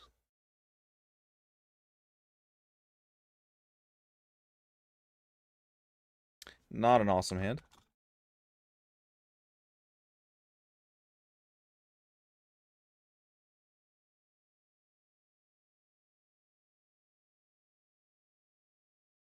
And we hit a unit.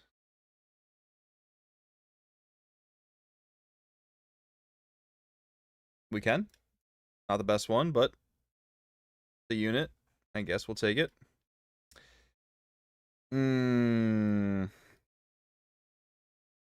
I'd almost rather pass on that just because then I can play Fiora with a buff and we don't have an equipment. Yeah, I'm just going to pass. That's fine.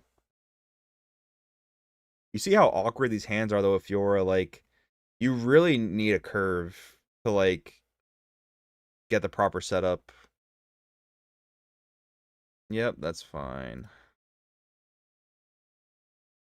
It's funny that I couldn't riposte this on turn 1 because you actually need to control a unit to riposte. Alright, so this could still be Aurora just because, like, it's not a true turn 1 unit. Gonna really just hope we don't get charmed, I guess. We just don't have a lot else going for us. Yep.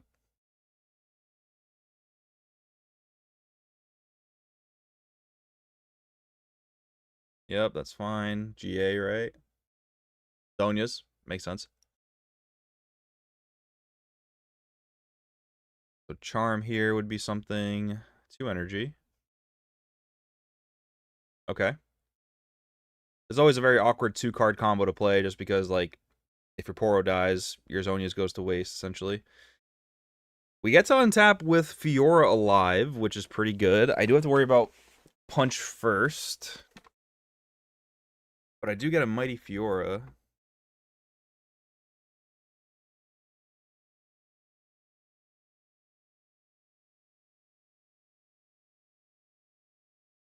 Okay, we run into this Sand Soldier. That's going to be 7 might. If it is punch first. Actually, I already have to account for the +2. We haven't played against Yi in a minute either, so that's going to be 4. So there's not a lot I can do to the punch first, except Hidden Blade. I mean, I can do that. That's actually fine, I guess. I can also just go to Forge the Fluffed and be safe generally. Because, like, can you really run a Lonely Poro into it? Maybe.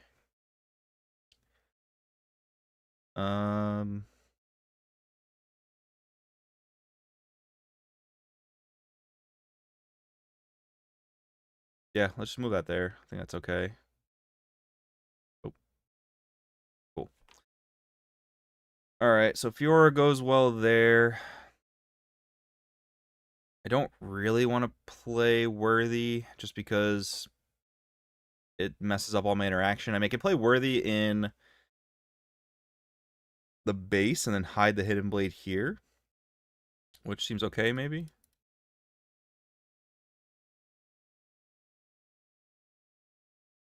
And for that, we will get rid of a yellow.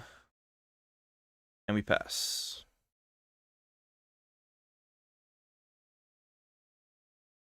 Yeah, if like next turn I have to move up like the Pit Rookie to keep the Hidden Blade around and then I can gank over the Fiora, that should be fine.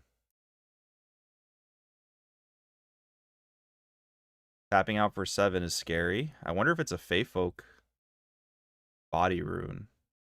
Okay, going with the Chosen Champ. I mean, that's fine. That's going to be 6 to 6.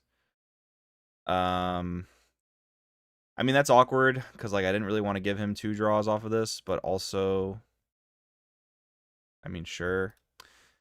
The biggest problem is Zonia's, but this will get rid of the Zonia's and then I can challenge the Yi, hopefully.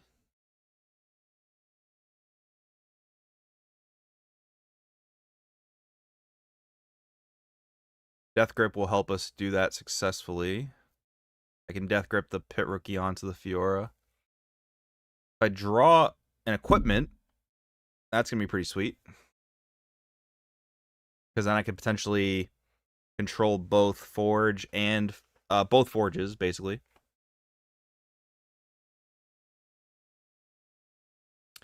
Okay, speak of the devil, we got the Doran's Blade. Do we need to do this? I mean, this is a free gank just because, like, this is only going to be 4 and he can't defend it with anything else. So this is going to be pretty free to go over here. Am I getting my legend effect this turn? I don't think so, so I'm probably going to use Forge to equip it. Which actually is essentially the same thing as getting my legend effect. And this is actually -1 because it's 5 + 2. Yep. Gank over here. Fast focus. Kind of surprising he left that there. He could have forgotten about the ganking. 7 to 6 is a pretty clean challenge. And I talked about how important challenge was in my Vegas profile. It's still, honestly, really important now. Like, it's really, really good. Just having that access to the base without having, like, you know, not being in green, not having charm, for example, like, really important, or at least it feels like it is. No reason to move up besides to deny the Poro, but he's got probably plenty of battle tricks, so I think we just pass on that.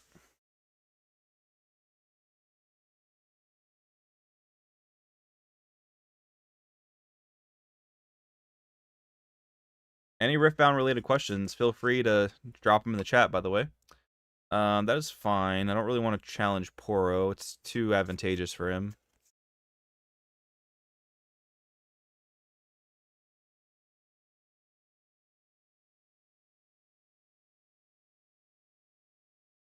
Discipline, sure.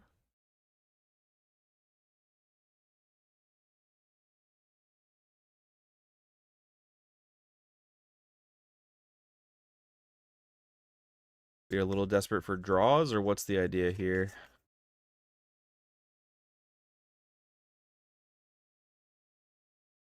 One more. Charm, okay. So he sent a Calm Room and a Body Rune, okay. Sure, that's fine. So you're a 6.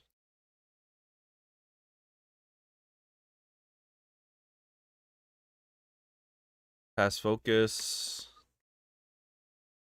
Because I'm still winning this combat at the moment. Gonna go punch first, which I can match with my own. That resolves.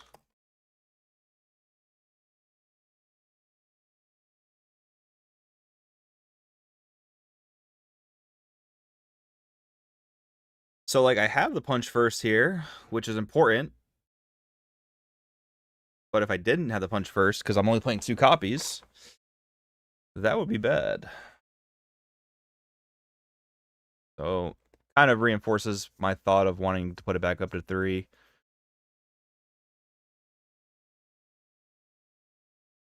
The focus is back to you.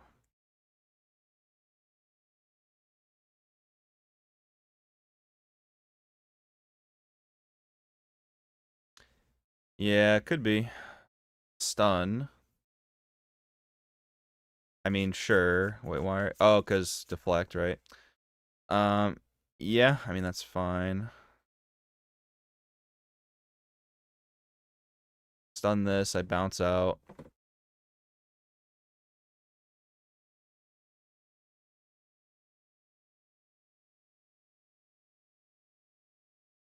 Draw the second punch first. I mean, sometimes lucky. He goes up to 4. He has to have battle tricks. I still have punch first anyway. So, yep, we'll just go back up there. Pass focus. Cool. Do I care about scoring odd? Not really, honestly. So, I think he's going to scoop it up.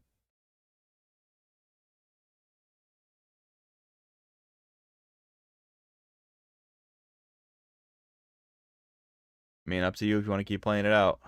I'll be here.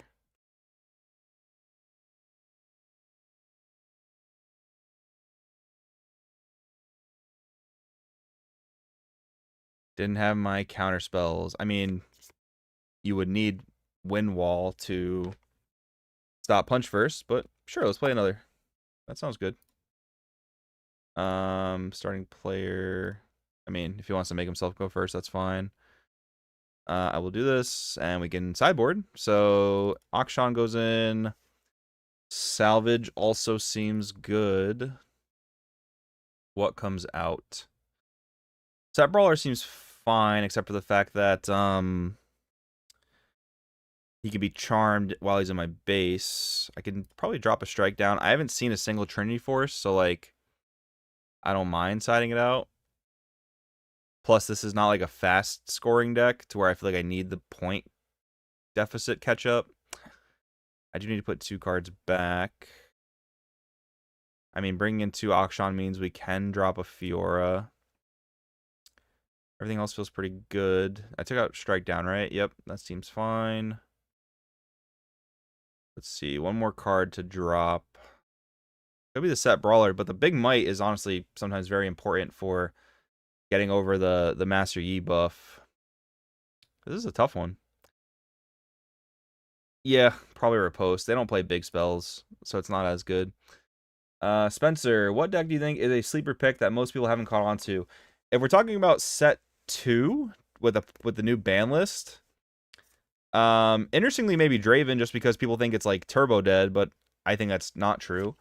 And then other things, I mean, it seems like Ahri could be a real sleeper because we took a look at those New Zealand decks before, or the New Zealand results earlier. And sorry, just yeah, and Ahri, only 2 people played Ahri, both of them made day 2, so 100% conversion rate. So that could be one. Rek'Sai, I think more and more people are kind of catching on to. We have Lucian, we have Salvage, we have Punch for... Okay, these are like all 2 of except Lucian. This is actually extremely awkward. I don't think we can afford to get rid of Punch first. Salvage, I like it. But maybe we can get rid of it. Well, crap, he says. Guess let's get rid of Fiora. I don't feel good about it, but... You're up. Man, my hand is just full of 2-ofs.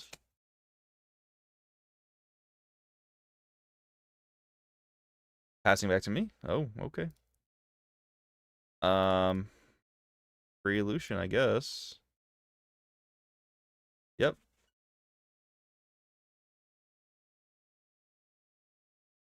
Man, if he doesn't play another unit, that's gonna be funny. 3/4. Telecorn. No challenge. Feels a little bad. Now, I would like to move this Lucian up here and just park it.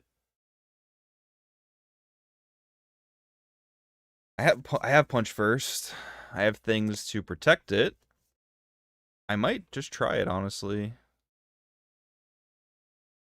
Play this here just because, and then I have energy open for Salvage, Riposte, and Punch first. Limit testing. Absolute limit testing. Let's see what we got.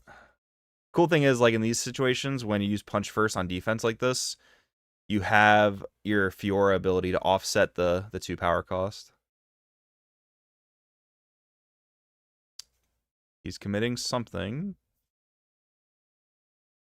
Discipline. Now, do I want to riposte or do I want to punch first?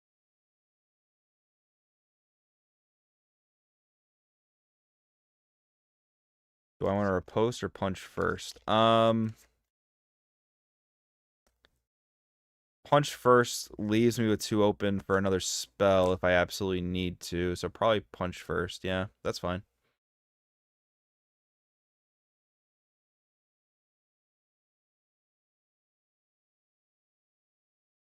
Wait a second.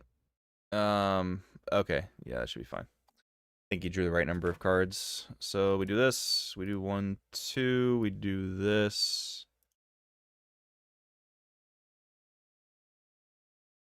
And then this.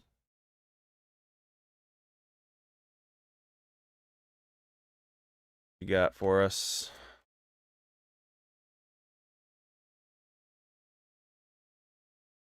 You might be asking yourself, all this for a draw? To which I say, yeah, all this for a draw.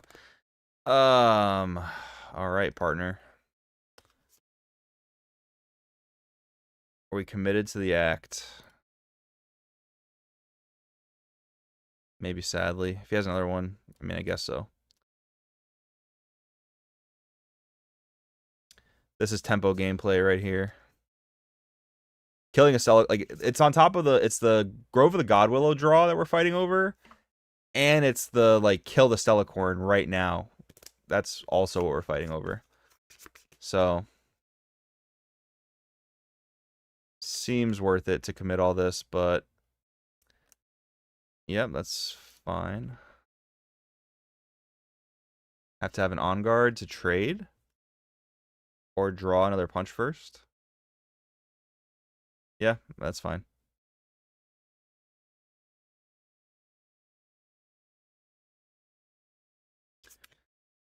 Killing Stellacorn is quite important, so we'll take it. We're on 4. Akshan doesn't really do anything. We don't have equipment. He is going to be slow to get to the Grove. So I feel good about that. Play a Fiora just to establish something and pass. I have heard... Spencer says, I have heard hype for a Volibear Dragons deck in my local meta that has done well Spiritforge post-ban. Seems to only get better in Unleashed. Played against it, heard about it. I have played against it, actually, because one of my good friends is a big fan of Volibear and plays a Dragon Engine. I think it's pretty good. It does get better in Unleashed because of Elder Dragon, which is a stupid card, but yeah, it definitely seems good. I agree. And it's cool because, like, you don't have to play Aurora for that version. So I do think that's pretty good. All right. Double Desert's Call. 2 more. Guardian Angel. Okay. I mean, we have salvage. I like that. Okay, so we hold there. We also get to draw. Draw Riposte. Interesting. Okay, if we go... I could just play Akshan and steal the GA. Honestly, that seems really good. Do I play Akshan into the Grove and then back up the Unsung Hero? Seems good.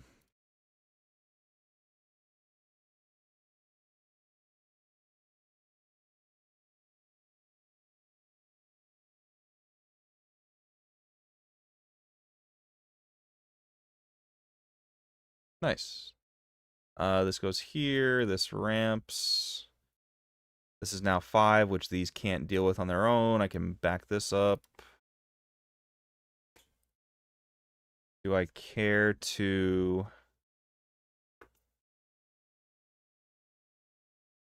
take the point on the Sunken Temple? Probably not, just because I don't really have a good way to defend the Fiora. And the game's slow enough right now to where I'm not too worried about it, so we'll pass like that.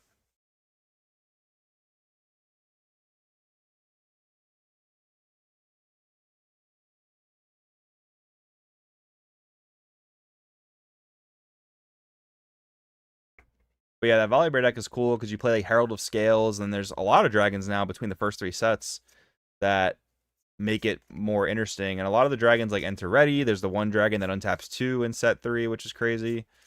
We're going Rune Runner here. So unless you have like Discipline, you're probably not going to go into the Akshan. That's fine. Okay, so Akshan holds. I also draw from Grove. We have drawn Punch first.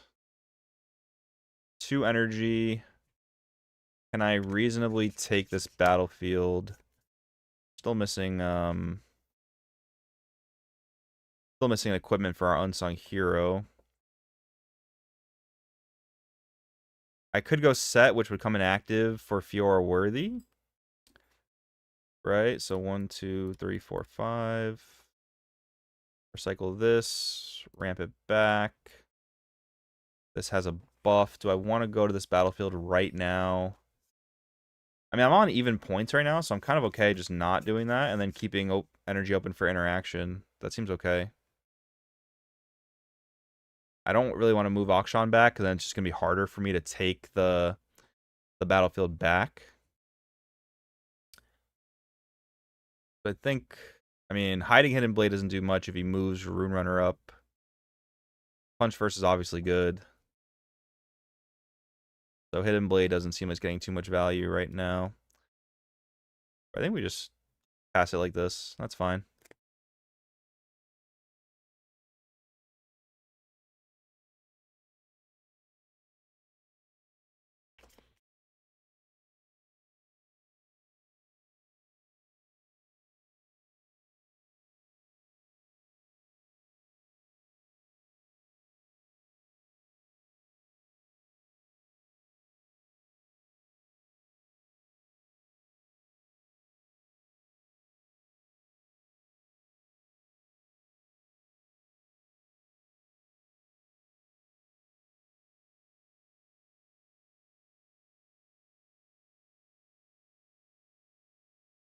All right, what is OGE thinking about doing here? Where are you guys at in the chat? Let me know, because, like, you know, we're in this place where everything for set 3 is revealed, but, like, now we kind of have, like, a fresh set 2 format, and we have regionals coming up for set 2. So are you guys more tuned in on, like, set 2? More tuned in on Unleashed? Like, what do you guys think? Let me know. Gonna run in the Yi here. Passing focus. This now I could hit him Blade. But I guess if I did hide it, he probably would have just went Rune Runner, right? So, kind of a moot point. I mean, seems good. Seems good to keep drawing.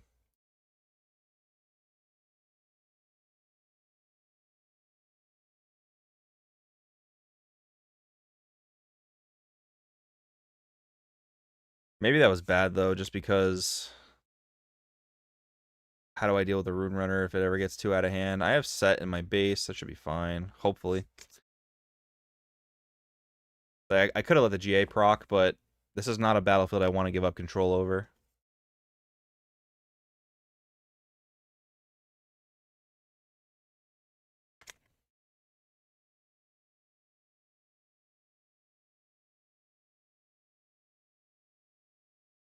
Wait, charming some things. Okay.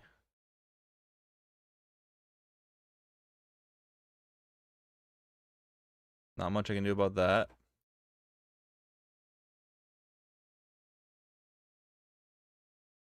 Gonna be surprised if he doesn't move up the Rune Runner, though. Just because it's gonna be a lot harder. But I mean, if we play this like race to 8, I'm winning, so should be okay.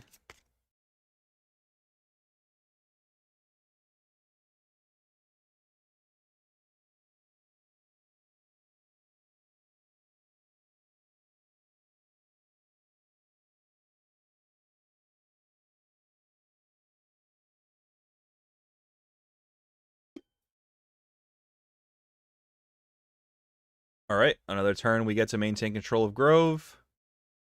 Another draw comes our way. Another auction. Definitely can be clutched at the right point. Now, is it worth going up here with Sett? I have decent defenses, especially with a Death Grip that we drew.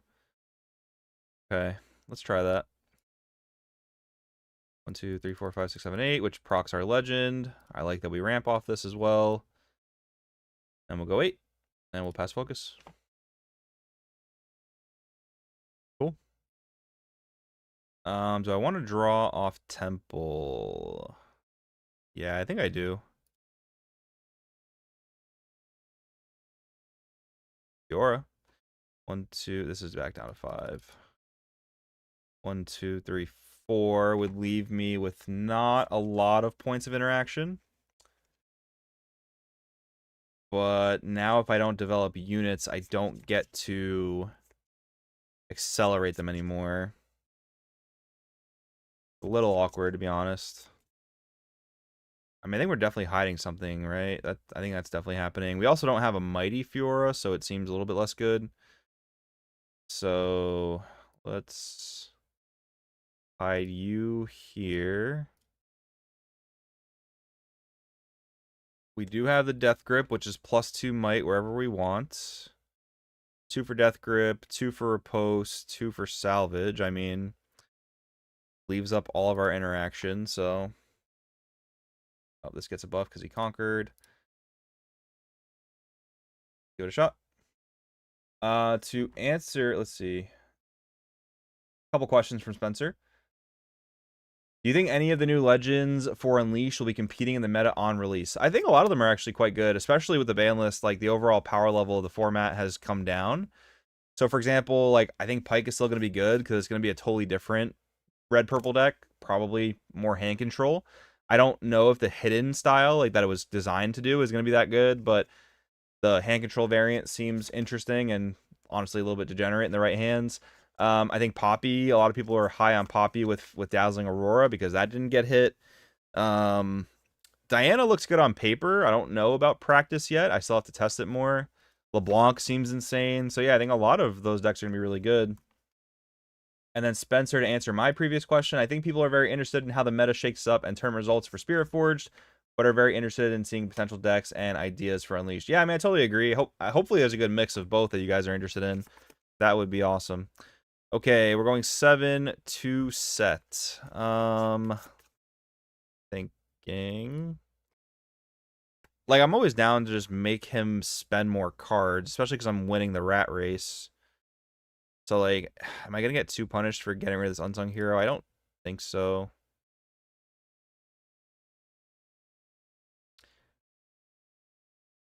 I also don't know if killing the unit is cost now, but I would need to read the errata text. So this draws, this gets a +2. I could go for a challenge, get really greedy, but I'm down to let it trade if you are. Punch first. I mean, Riposte seems pretty juicy here, honestly.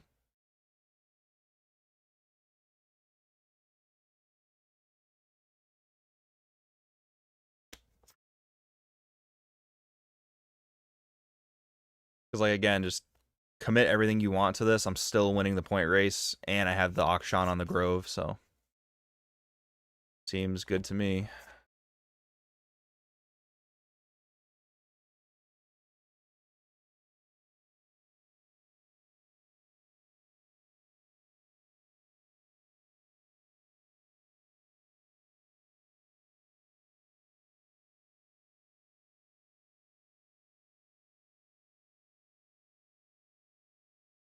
Is the stream quality okay and everything, guys? What is happening? Oh, yeah, never mind. Yeah. Is the stream quality and everything okay, guys? YouTube's giving me, like, a notification that something about the bit rate is not great. Like, is the visuals okay? Is the audio okay? Just let me know. So, do we give up on the Rune Runner, my friend? Yep, looks like it.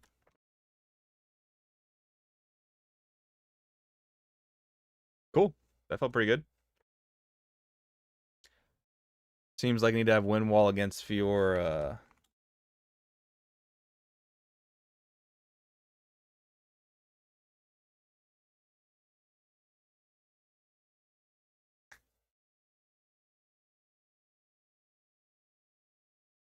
All right, we have played about 2 hours of Fiora gameplay. I do want to stream for about another 45 minutes. Do we keep going with Fiora, or do we play my updated version of Draven? Let's put a poll in the chat. Which deck should I play for the last 45 minutes of stream?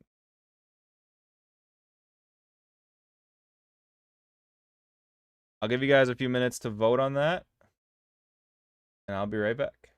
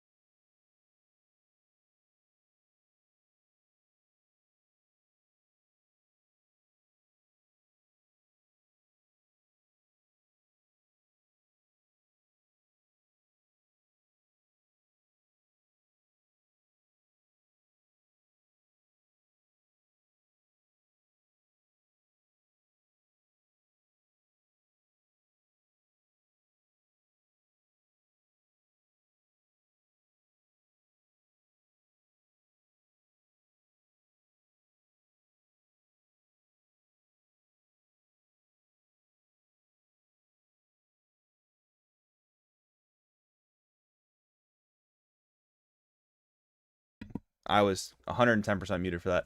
So you guys have decided that we're going to keep playing Fiora here. That's what you guys came for. That's what the thumbnail says. That's what we're going to do. So let's get into our next one. So I guess quick recap of the games. I don't remember everything we've played against. But in the beginning, I was definitely like overthinking a lot of things. And that's because I haven't played Fiora really since Vegas. I've just been playing more Draven. I was playing Miracle just because I knew it was, or I had a good inkling that it was going to get banned. So I wanted to kind of play it, played a couple skirmishes with it. It was cool. And then I started testing some Sett 3 while we were waiting for the ban list. And then we got the ban list. And I first started playing Draven, a little bit of Kai'Sa.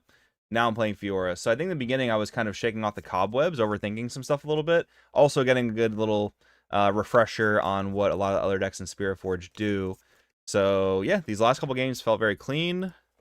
Even with the awkward draws. That's the one thing about Fiora is like, it's not like a Draven or it's not like a Kai'Sa where like any 2-drop you draw you feel good about. You really want to start with certain units or certain curves, which is a big deal. All right. Jay Woozy.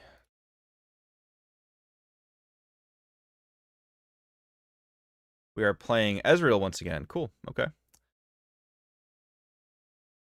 Battlefields. Ornn's Forge seemed good, although I don't think he really takes good advantage of Sunken Temple either. Veiled Temple. Interesting. So I have the ability to untap or to unequip ears, which feels good. What do you got for me on the dice roll, my friend? Oops. What oops? I am trying out a deck without the OP cards. I don't really know what that means.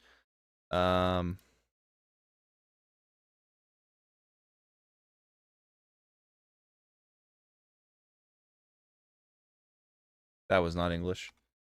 We can re-roll. 18. What you got for me? Cool. All right. I'll go first.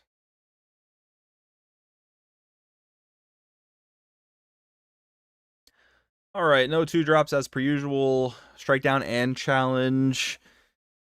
There was a situation against the last Ezreal where strike down would have been a little bit better because he got me on some it wasn't frigid touch, but it was like some kind of reaction shenanigans. But I don't have equipment is always seeming to be the problem. We're going first. I don't want a 2-drop. I gotta make a decision between strike down and challenge, right? Challenge is easier to fit into the curve. Try that. No 2-drops. Okay. Got something. Here we go.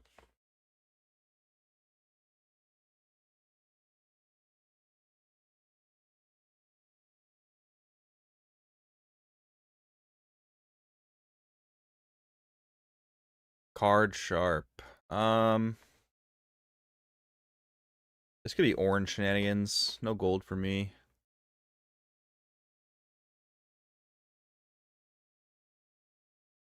All right, we got a Doran's Blade. Oh, cool. Actually, I mean, I'm not getting my unsung draws anyway, just because we don't have a way to buff it. So I kind of want to go up here, which gets me Doran's plus Lucian, which feels pretty cool. Yeah, let's try that. Go to 1. Doran's.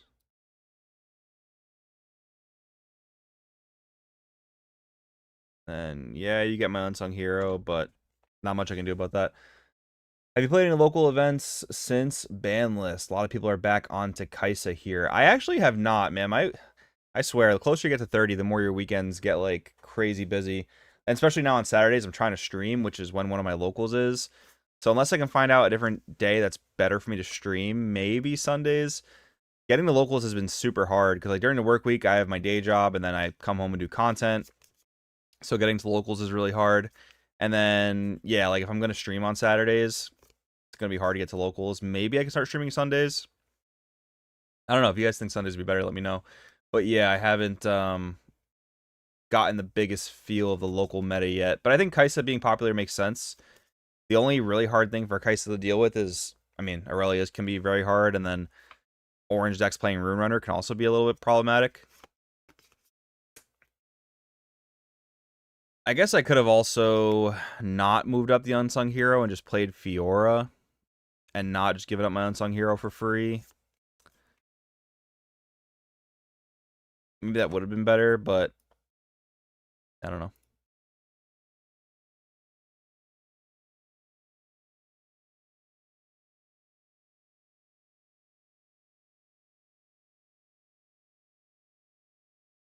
Okay, Seal of Discord. Interesting. No called shot, right? So what are we doing here? Swifties.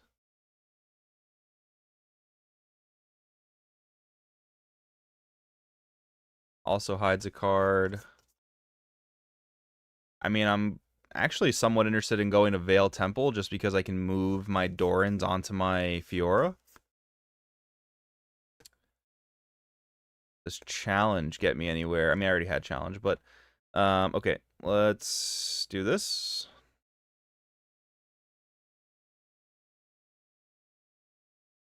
That scores. When you conquer here, you may ready a friendly gear. I'm going to do that. Ungroup. Then I'm going to pull this back.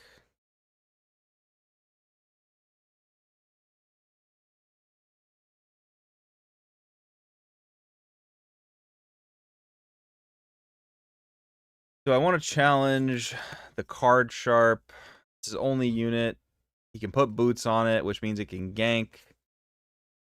Is that it can salt the pass, because that's going to be the only hidden that really lets him do this and get a lot of value from it. So we'll give it a shot.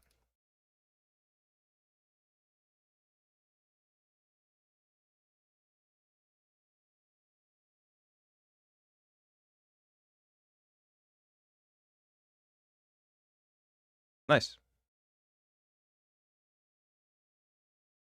He gets a gold out of it, but I do get 2 cards off of him, which I do feel quite good about. And now he's got no units, so I'm cool with that. Yes. Yeah, he did. To be fair, he did mention this is an experimental build. Kai'Sa is way harder than Aurelia for me, but all the Kai'Sa run gear hate because of prevalence of gear. Exiled Vessel, what deck are you playing? I think I missed that in this conversation. All the Kai'Sa run gear hate. Yeah, I mean, it makes sense whether you play Thermo Beam or even Detonate, honestly. Like, if I'm playing against Aurora as Kai'Sa, I don't care if they draw 2 cards as long as they're not playing free units all the time. Oh, you're also playing Fiora. Cool, cool, cool. Okay. Kai'Sa, I haven't historically had a big problem with, just because, yeah, like we have riposte and stuff. Obviously, you don't draw riposte every single game, but gear hate can be quite annoying. Is it more Detonate or more like Thermo Beam that they're drawing against you? I mean, another challenge for a 5 might pit crew feels pretty good. Am I worried about moving this? I mean, if he has it, he has it. I can stay on even points, which is good. Do I need to move my equipment around? Probably not, right? Yeah, let's start with that. Cool. Quick and easy. Bring it back. Maybe I should have parked the Fiora there. Just because then he can't ready his Seal of Discord and stuff like that. Let's go up here. And I mean, it worked the first time, right? So this is a 6. That's a 5. I mean, there's some things that can go wrong here for sure. Those things do exist. But it's fine, right?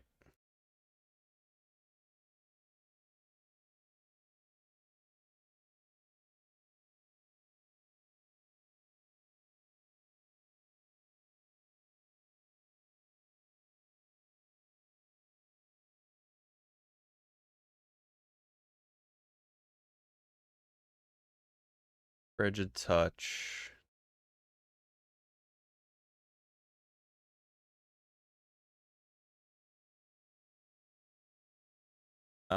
Yep, deflect 2.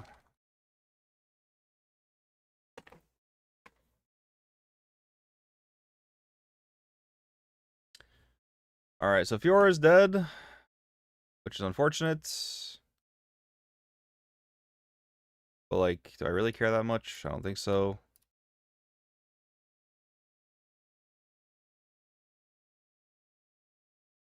Sure, that's fine. And then 1, 2, 3, 4, 5 for a Sett, and then this buff. Now I do have to worry about singularity, so we will move this on there.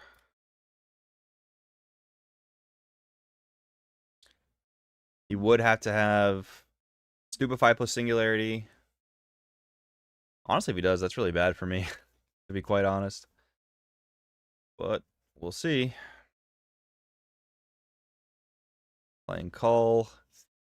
I think you should have. I mean, I guess it doesn't matter because you can make the gold when you conquer. But I think you could have double conquered and then moved back if you moved up first. But that's fine.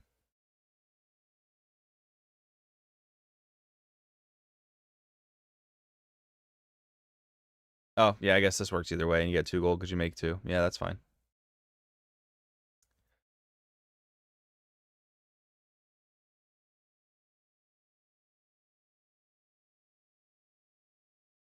Yeah, I don't love playing with negative card advantage, that's for sure.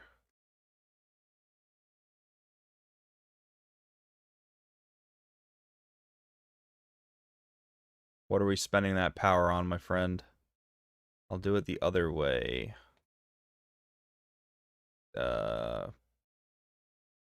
Sure. Yes. Does it matter? And then I can ready my token. Oh, sure. Yeah, that's fine. That's fine. I got it. Watcher for 7, right? Okay, just to establish it. It's interesting. Okay, the Triforce is also an interesting draw. I mean, I can have my pick of what I want to kill, which in this case is probably the Watcher, right? And then what? This pit crew is a 6 might. So, let's see. This goes here. That means this costs 3. This readies.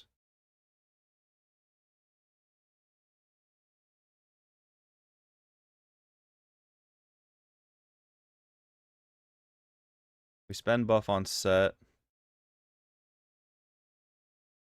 We come up here. That scores. We rebuff.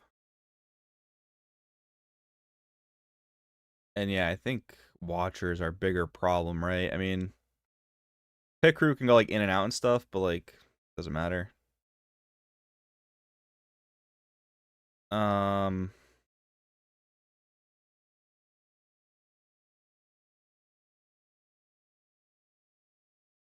yeah, I mean it's just bigger. And then I mean I have no cards in hand, so like sure, even though this feels horrendous. And then put it there just because. So let's recalculate this. We have 5, 6, 7, 8, 9, right? And just tell him good luck. And even if he does kill my Sett, we can probably double conquer. It's a mix of Thermo plus... Yeah, Rocket Barrage is huge.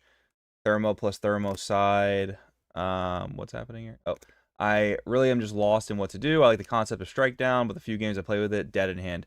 Yeah, no, I totally agree. Like, I've had a couple games here today where, like, I've drawn Strike Down, and then there's, like...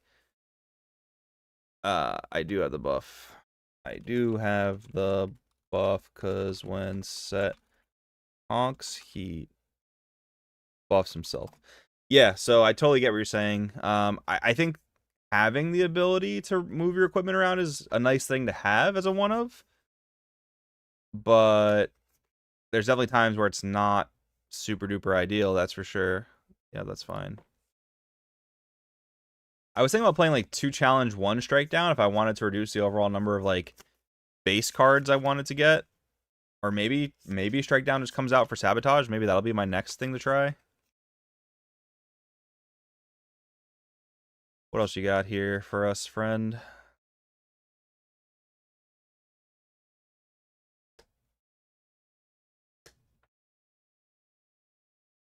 Sure.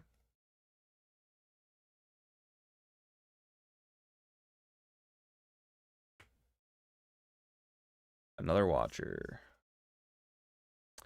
That's fine, but I mean, I think we're going to be okay to double conquer next. Oh, there's no way the last card in his hand is a Bellows Breath, right? That would be bad.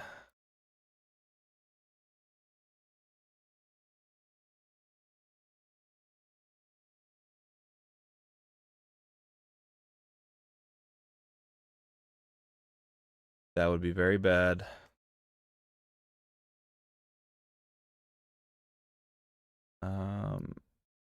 Yeah, that is good because that's a 6, right? So that's fine.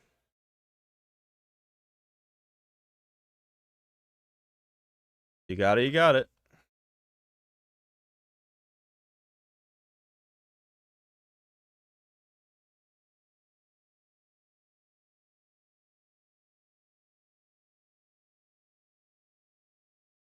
Drawing a back-to-back Watcher, too, after I kill the first one is also very good for our Ezreal friend here.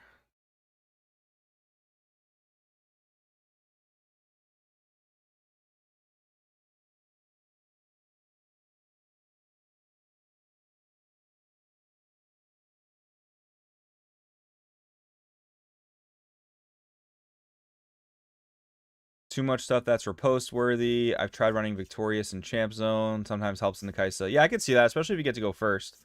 Because obviously it's not like falling starable. That's a big deal. Okay, how do we deal with this? Watcher is more or less like stuck where it's at. So I mean, I'm not even opposed to like Omega holding, because if he has a third Watcher, I mean that's crazy, right? I can also just go Trinity Force, which I mean doesn't totally matter. He's a 6 might, he's 6 plus 7, so that's 13. I cannot get up to that at this moment. I mean, I feel like we just put everything up here.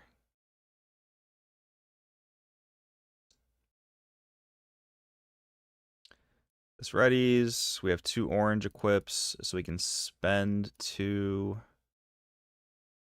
We can buff Fiora. We can move it up. We can put a Triforce there, and we could put a Doran's there. Probably a better way to equip all this stuff, but tell him good luck, I guess. This is only when you conquer, right? Okay, so we can't move Boots over to Watcher, which is good. I guess maybe I mean, putting all the equipment on one unit is also bad, just because like Rebuke. So like, yeah, he can run the pit crew over and kill the Lucian technically, but like it doesn't matter because I don't need the Triforce to win as long as I hold. Pitch a pit crew, draw 2 cards, so he's digging for something. We're very fortunate that he did not have the Bellows Breath on that last one.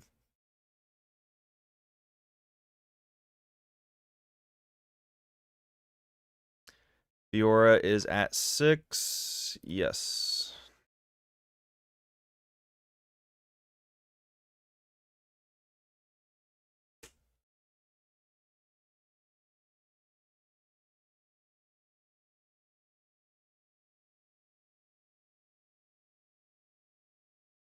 Another pit crew comes down. Another card sharp. I mean, at this point, sure, whatever. I'll take a gold. Still don't think he has enough, but I also wonder if I just made some incredibly stupid misplay. Last card, Rebuke. Yeah, that's probably enough to do it. Okay.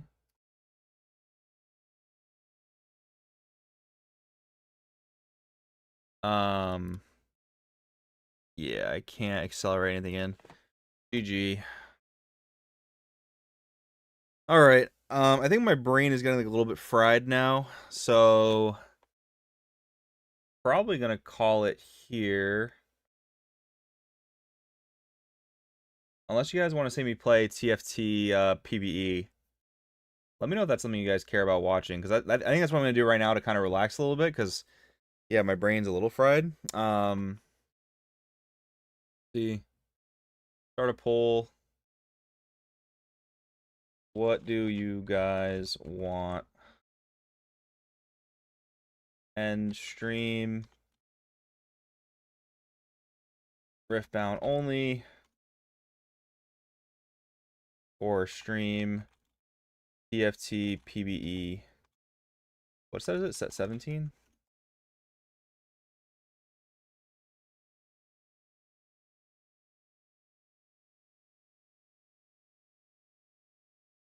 Because I am getting a little bit fried. Like, I could play TFT and we can still talk about Riftbound. That would actually be pretty fun.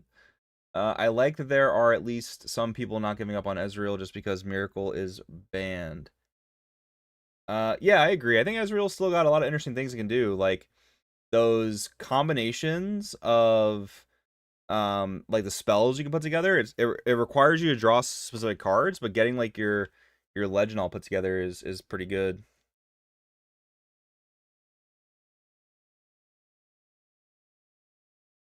All right, we can stream one game of TFT, and then we can maybe call it there. So let's see what I have to do here. I'm gonna switch screens just for a second. Don't go anywhere because I'm not closing anything. Gotta open up PBE.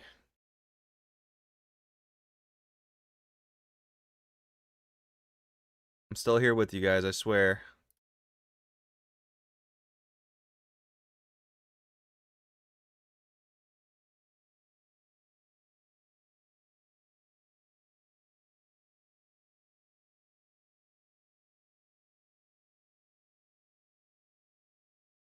All right, this will be cool because let's just keep this like a chill like game stream, and we can talk about Riftbound while we chill and play some TFT because I need to chill out for a minute.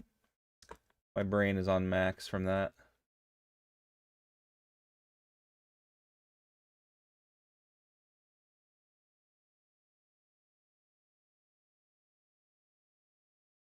Found a game immediately. Let's see.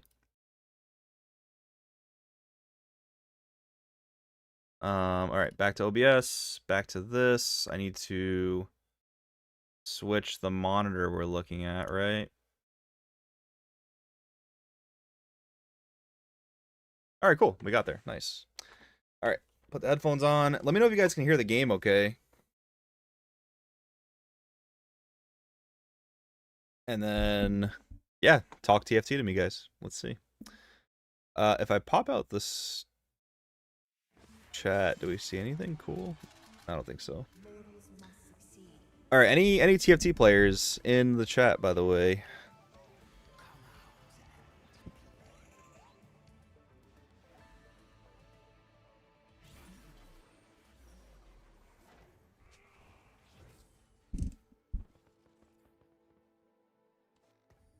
All right, so you guys watched me play Fiora for like almost 3 hours. You tell me, what'd you think about the deck? What was I doing right? What was I doing wrong? What do you guys think? Sniper, Conduit, Challenger, Replicator, Conduit. Okay.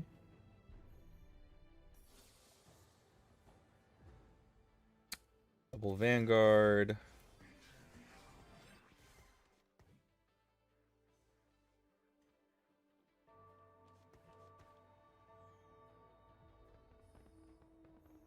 Cosmic Squid.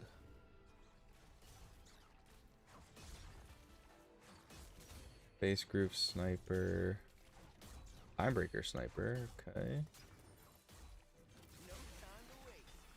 Maybe some Vanguard Snipers early. Let's try that, maybe.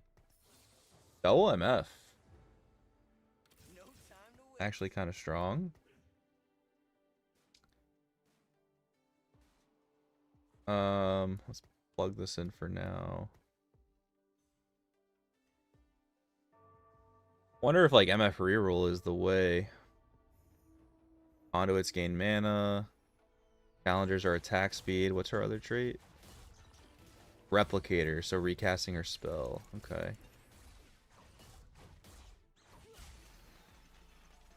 Kind of down to try MF reroll. Just a bit different than Decklist I run. I don't think it's bad. I do think I may try the Forge Battlefield. Yeah, Forge Battlefield is working out kind of well, honestly. I kind of like that. This is an AD spell. So... Earth, gain a spat. Oh my god, I have no idea what spats do now. What is that? Nova. Stargazer. MF reroll. Sure, let's try that. Sniper. Okay.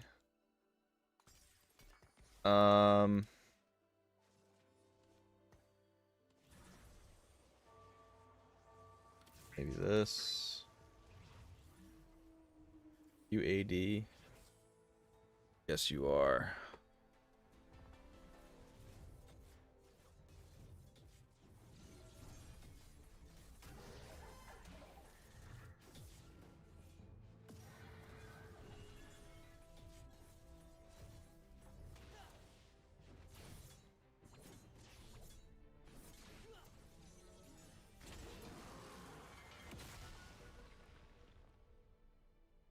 All right, we lost that one. We make 10. Not really super well.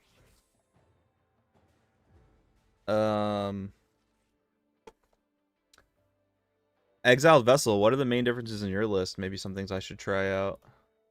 If you don't mind sharing. I don't know if I want to go attack speed or casting or replicator. I guess let's do some team planning. Is MF gonna be here? No, of course not. Gun Goddess. Am I completely unable to find the letter G? Or is it just like not listed there for some reason? Let's just go to 3 costs. Okay. We have Misfortune. What are we going to build around?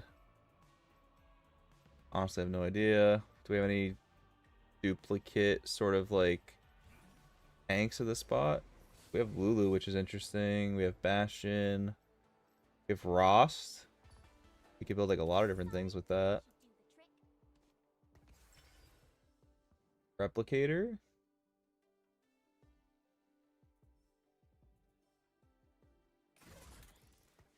I mean, I'm down to like also reroll Lulu. Seems fun. I don't know if it's good, but it could be fun. What does Psionic do? Gain Psionic items that can be equipped to any ally. What does they do? 15 attack speed, 15 AD. Oh.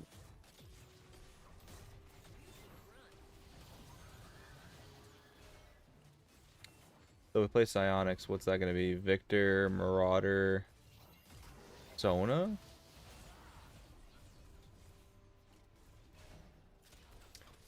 Man, I'm so lost. Maybe Conduit's not as good. Maybe Challenger, because then I can build like Rageblade. Pretty sure Challenger still does that, right? I need to buy a Challenger to find out. Just the best of Vegas. I put Challenge in the main board instead of Akshan. 6/6 rune split. Akshan in sideboard. Giant's Belt tier. Random boon from any god and 2 gold. Yeah, I got a tank item right away. Take that. Gnar, Rek'Sai, Cho'Gath. Sniper.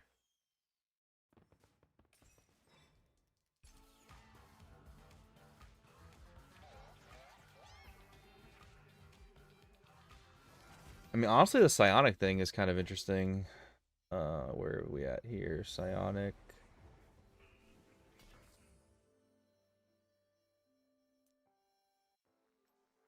So what? That would end up being like this and this, but do I want mana? I want Challenger, right?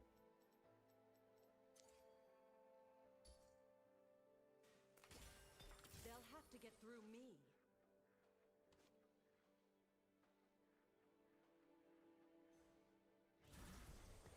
What exactly does Conduit do again? I gotta read it. Conduits. 20 mana from all sources, which means I would want to save the tier. Each second grows larger. This guy's just pure damage, but I can reroll him though.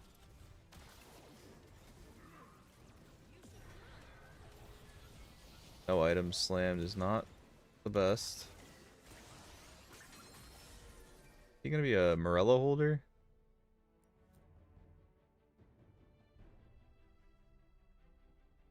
Seems like he could hold Morello. Vanguard upgrade. If we do this, conduits, and then this can be like this potentially. Okay. Commander, Psionic Shepherd. We need other things. We need a front line. So is there like a Shepherd front line we can play? Let's see. Shepherds. What kind of overlapping traits do we have? We have Replicator, we have Vanguard, we have Voyager, Arbiter. Arbiter is like the build your own trait thing, right? Is it like Voyagers? Maybe like this, then go for another Vanguard. I typically just play off guides. I'm not usually the greatest at this flexible play here. Missing a Shepherd, which could be LeBlanc, right?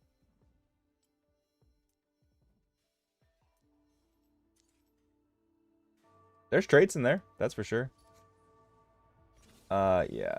Not sure if I... Yeah, I should be able to win this with a 2-star front line. Sniper gone. Brawler, Replicator. Another Rod was not what I was hoping for. 3-drop Marauder Brawler, 3-drop Arbiter Challenger. Just sold one more. Sword? Of course. Blue buff, right? We're playing conduits. Seems okay. I mean, more rods is not like the worst thing ever. Arbiter Psionic. Any of those? Psionic. Okay. AD. Oh, that's an item. Oh. That is not what I was hoping it would be. My level 9. Wait. Oh, Misfortune's the conduit. Okay. Something is wrong here. Also, her spell is weird. What's happening? Okay, Viktor seems good with Morello. I'm considering trying the recent best of Fiora from China, but I don't have some of the cards, mostly OGN stuff. Seems like a less gear-reliant mid-range setup. I have to see the build. I don't remember it off the top of my head.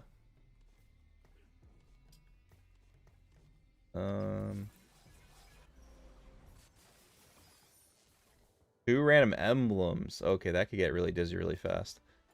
How many bronze traits can I play if I start dropping Vanguards? Or I can just take money, but I already took Econ.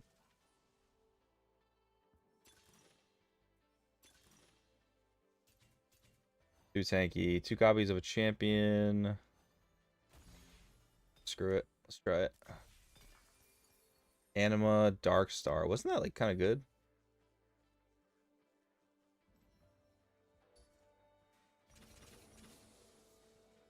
Anima, and Dark Star. Okay.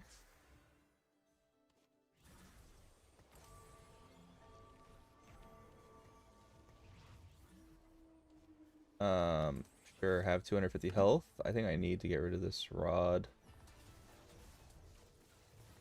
How does her attack work? Volley of bullets. This is going to be reducing armor. Maybe that's good. Like IE? Scale off something? No. Oh, nice. Okay, back to this. So I'm gonna have an extra anima emblem, which means I can play an anima. What are you? You're an anima marauder. You're an anima voyager. I mean, I guess it's just like plug in Fiora, right? But then what about Darkstar?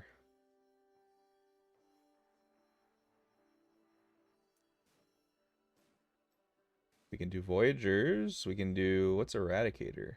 That's his personal thing. Mordecai's just a conduit. Wait a second. Oh, and that's a multi-piece trait. That's interesting. Okay.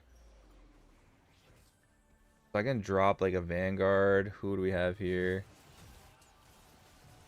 Nunu is random and droppable, which gives me Darkstar, and then Anima at 9. Isn't Anima like a econ trait?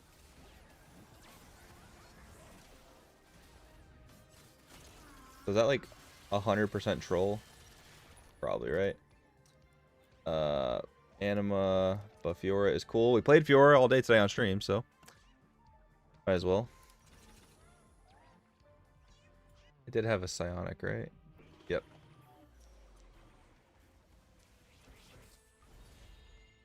Better together. It's 6 health. 5 players choose to get 4 mystery loot. Oh man, that's fun.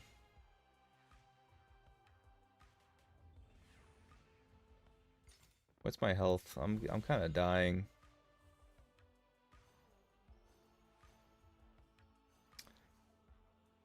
For the love of the game, right? Let's try stuff. Oh, we needed LeBlanc. Nice.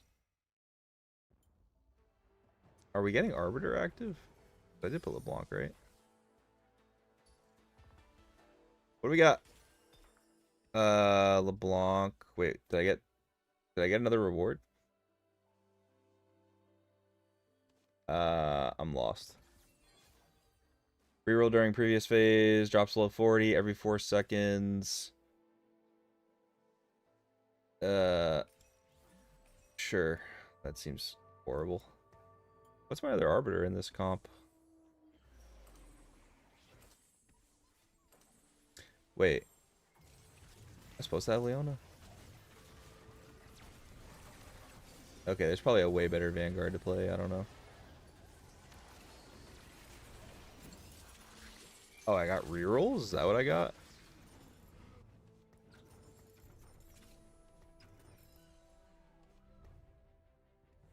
Alright. Time to stop losing.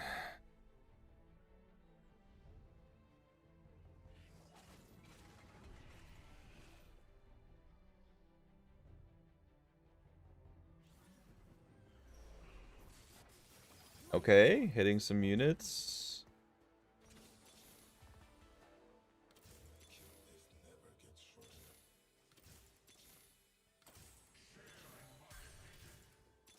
Could really use the MF upgrade. Nice. Another Vanguard would be pretty good.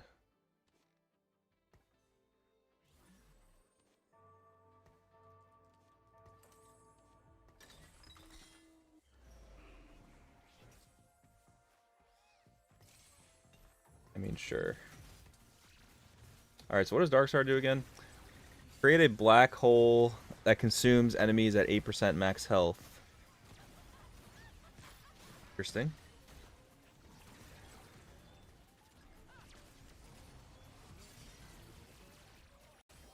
What the hell is this LeBlanc doing?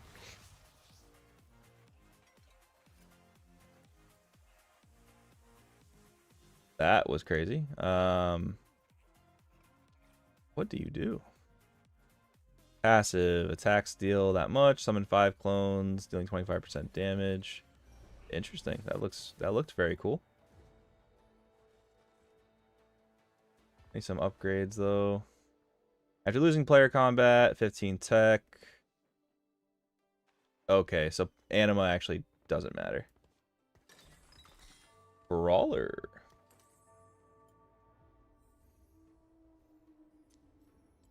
Oh, that means we can play what's his face?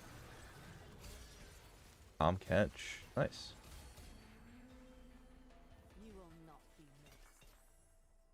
Okay, we finally got the IE.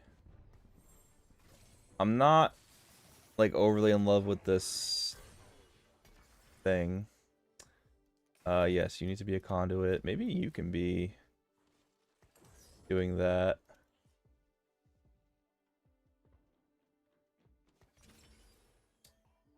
We do have burn. We have shred technically. It's awkward.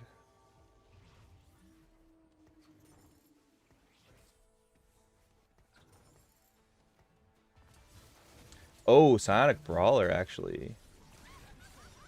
But that's gonna be too many brawlers, right? I mean, I could play it now instead of the Pike.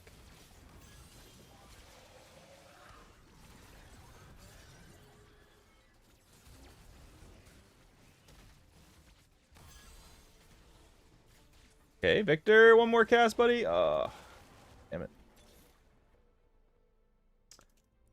Alright, we might have to do like a big reroll. I also like don't need to continue to play Leona. That could very well just be alright. Itemization. Oh, trifecta. We are playing 3-cost reroll. Oh. Okay. This. That's enough for her, actually. Why am I picking up 2 costs?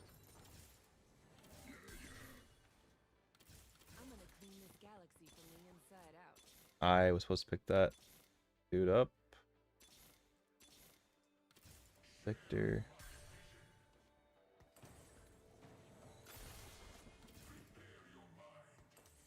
Oh, I miscounted. Stellar.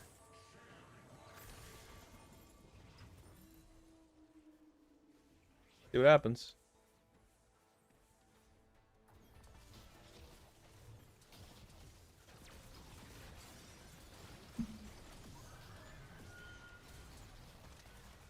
Alright, this guy rerolled something. Something I don't really know what. I think we're doing damage, though. Is this like a new thing in all? Maybe it's just conduits, right? When a unit is casting their spell, is this new purple thing like the mana being spent? Is that what that is? Alright, let me get this guy into the actual planner before I miss him again. Kind of an expensive comp, but like, fine.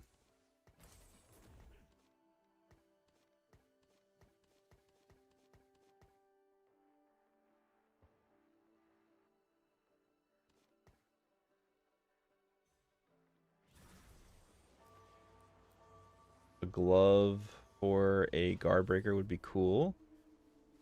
14 mana per second. Holy.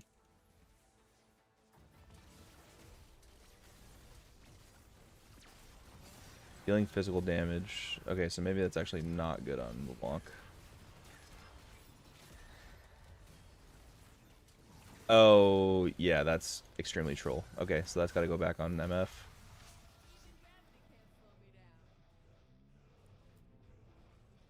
Which hopefully is fine, right?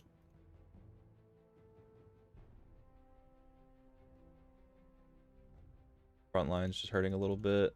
What does Arbiter do again? Every 4 seconds, they all gain AP. Did I lose? I lost Arbiter by taking her out. Okay, yep. Sorry, buddy. Keep Arbiter just for traits.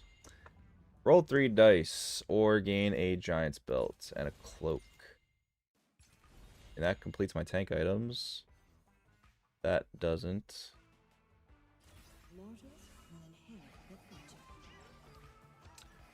Master Yi, Rost, Corki. I think I can play Rost in this comp. Okay.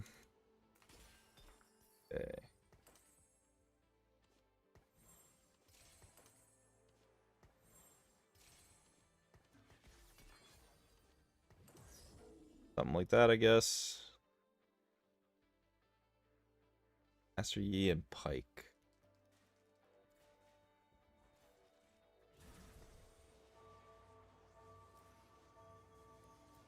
Viktor is carrying his weight, I'll say that.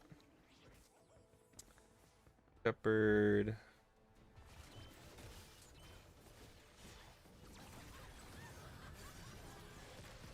How does her targeting work? Nearest two enemies. That must have been a bug. She just went all the way across the map. Alawi tanking, I like that.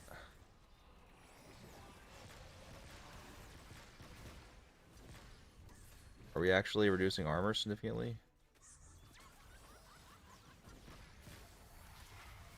Kind of hard to tell. Viktor does damage though.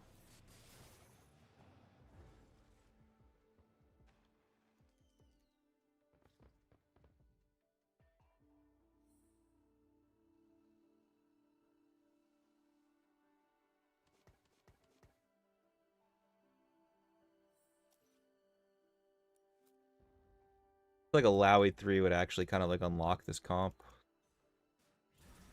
My next level.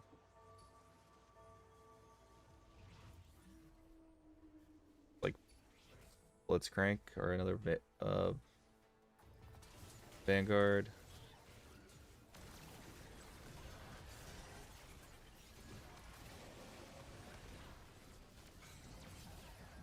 Oh, they're on Viktor. That's not good.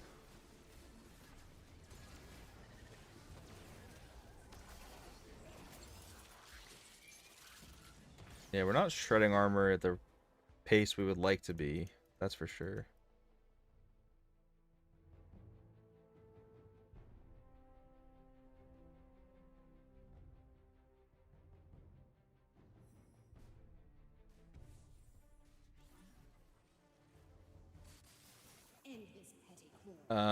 Another 80 item. Wait a second. That's the question though. Those count as attacks?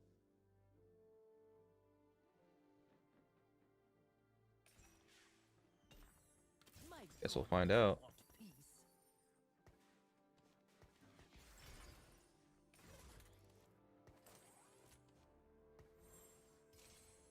This is a little unfortunate, but your physical attacks do. Shepherd, Anima.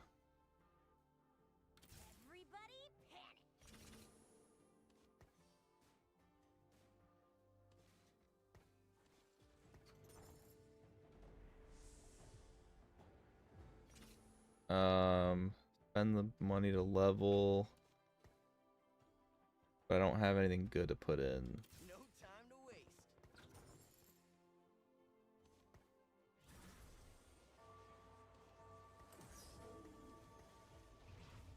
See if we can reduce armor like that. I imagine this is not going to work on MF like I think it would, but maybe we'll be pleasantly surprised. Oh, okay, yeah, so that's just a complete cast. That's not even giving me any Kraken stacks. Good to know, I guess.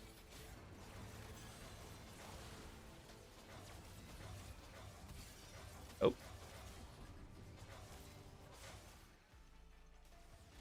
Won that one.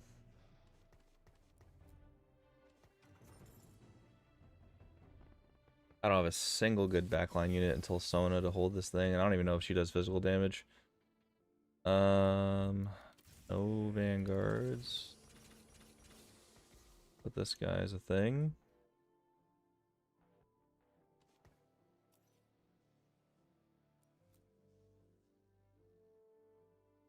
More stats is good.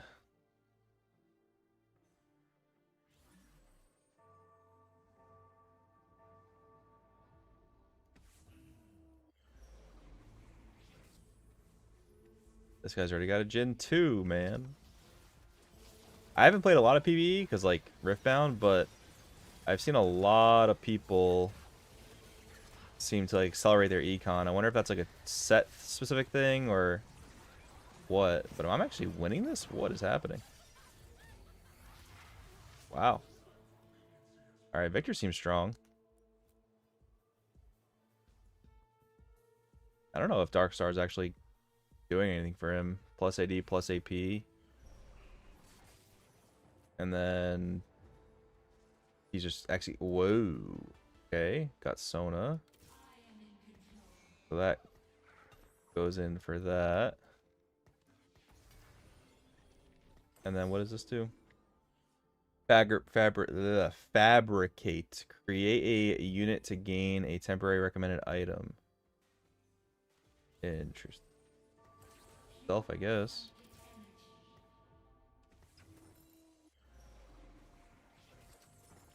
We just got more front line.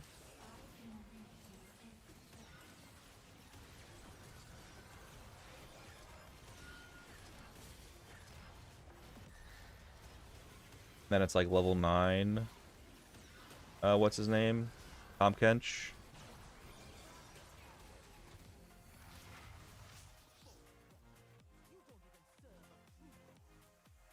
Kraken's is extremely troll. This. Each round roll a die, gain gold. Whoa. Straka. Oh, I pick one, not all. Okay. I mean Shojin for you.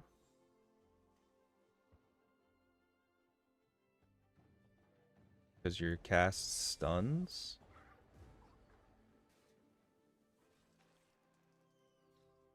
Yeah, sure.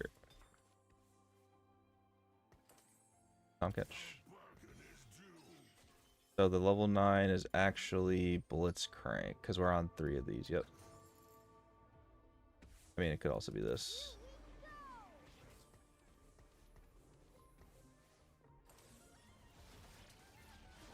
I remember one of the early patch notes for this, Mordog said that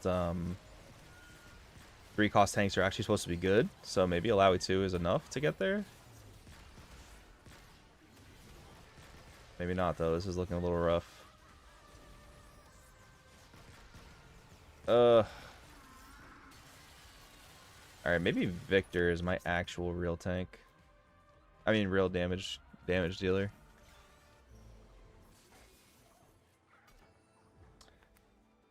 %25 chance to attack twice when attacking. Ooh. I don't know if that's good on her, but we'll try it. I mean, just better to go for Vanguard. For now, at least.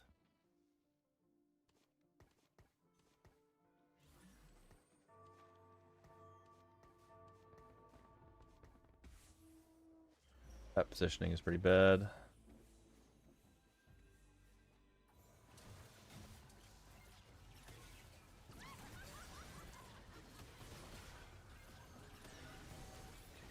Maybe Viktor's supposed to be middle. Is it his current target? I don't know. I really want to get level 9. I feel like that would be good. Don't die here. One more life. Okay.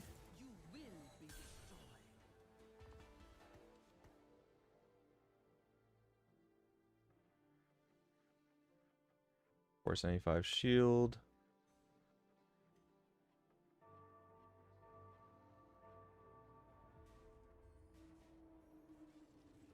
I mean, I know it's too much to ask for, but level 9 plus a 3-star Alawi would be pretty cool. We don't need that. Don't need any of that. New.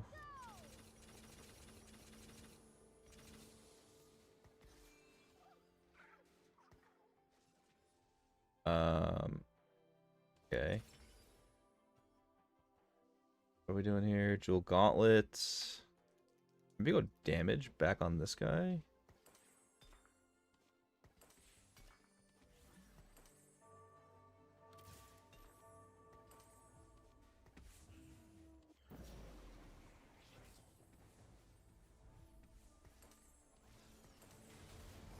I don't know if that's good on her.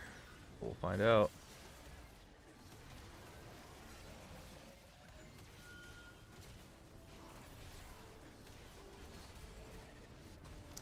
The very large Ornn. Yeah, Ornn 3 seems cracked by getting a free rating item. Alright, guys. We're going to wrap it there today. Thank you guys so much for tuning in today. We had a lot of fun playing Riftbound. A lot of fun going 5th in TFT. I'll see you guys in the next one.